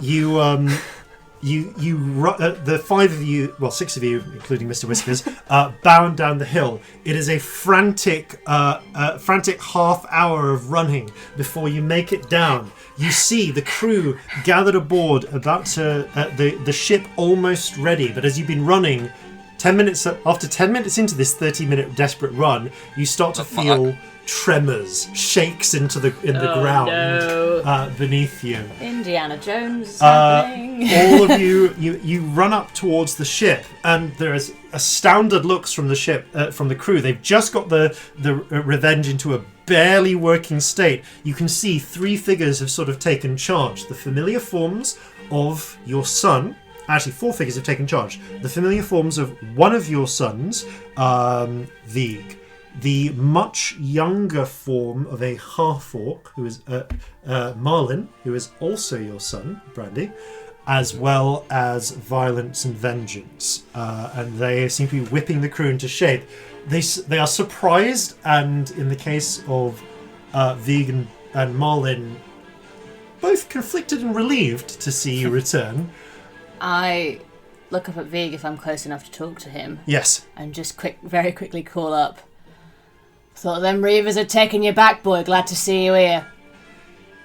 You're not so lucky to be free of me that easily, father. A rope ladder is thrown down, and as you clamber up from above, Oh shit! A cloud of dust and ash begins to emerge from the top of the mountain as the ship, as a fortunate wind seems to catch the sails of the ship, and you find yourself propelled out and away. It isn't long before, limping as the ship is, you find yourselves returning once more onto the wide open seas. You recount your stories, some of which are hard to believe, but they know their captain, and well, they've heard strangest tales. And Captain Brandy, you find yourself, as when everything is calmed down, much later, sitting on the standing on the forecastle of your ship, rolling a small blue stone in your hands. On your shoulder, there is a brightly plumed parrot. One leg, you notice, in all the chaos, was actually blasted away by an errant stroke of lightning, and you had the ship's carpenter fitted a tiny peg leg. It's adorable. And as you you stare out into the setting sun, you can feel so much more than you were before. Once, Captain Bloodbeard Brandy was feared. But with this you could become a legend. Polly want a kraken? Go on then. She's always watching. Thank you all very much for listening. Thank you all very much for playing. And farewell from all of us here at Flintlocks and Fireballs. Fair seas and natural 20s. The future's clutched within my hand to bring the storm to sea and land. From now until this journey's end, I'll forge a pirate king's legend. So gather your muskets, gather your spears, I'll plunder the shores of Calcinea.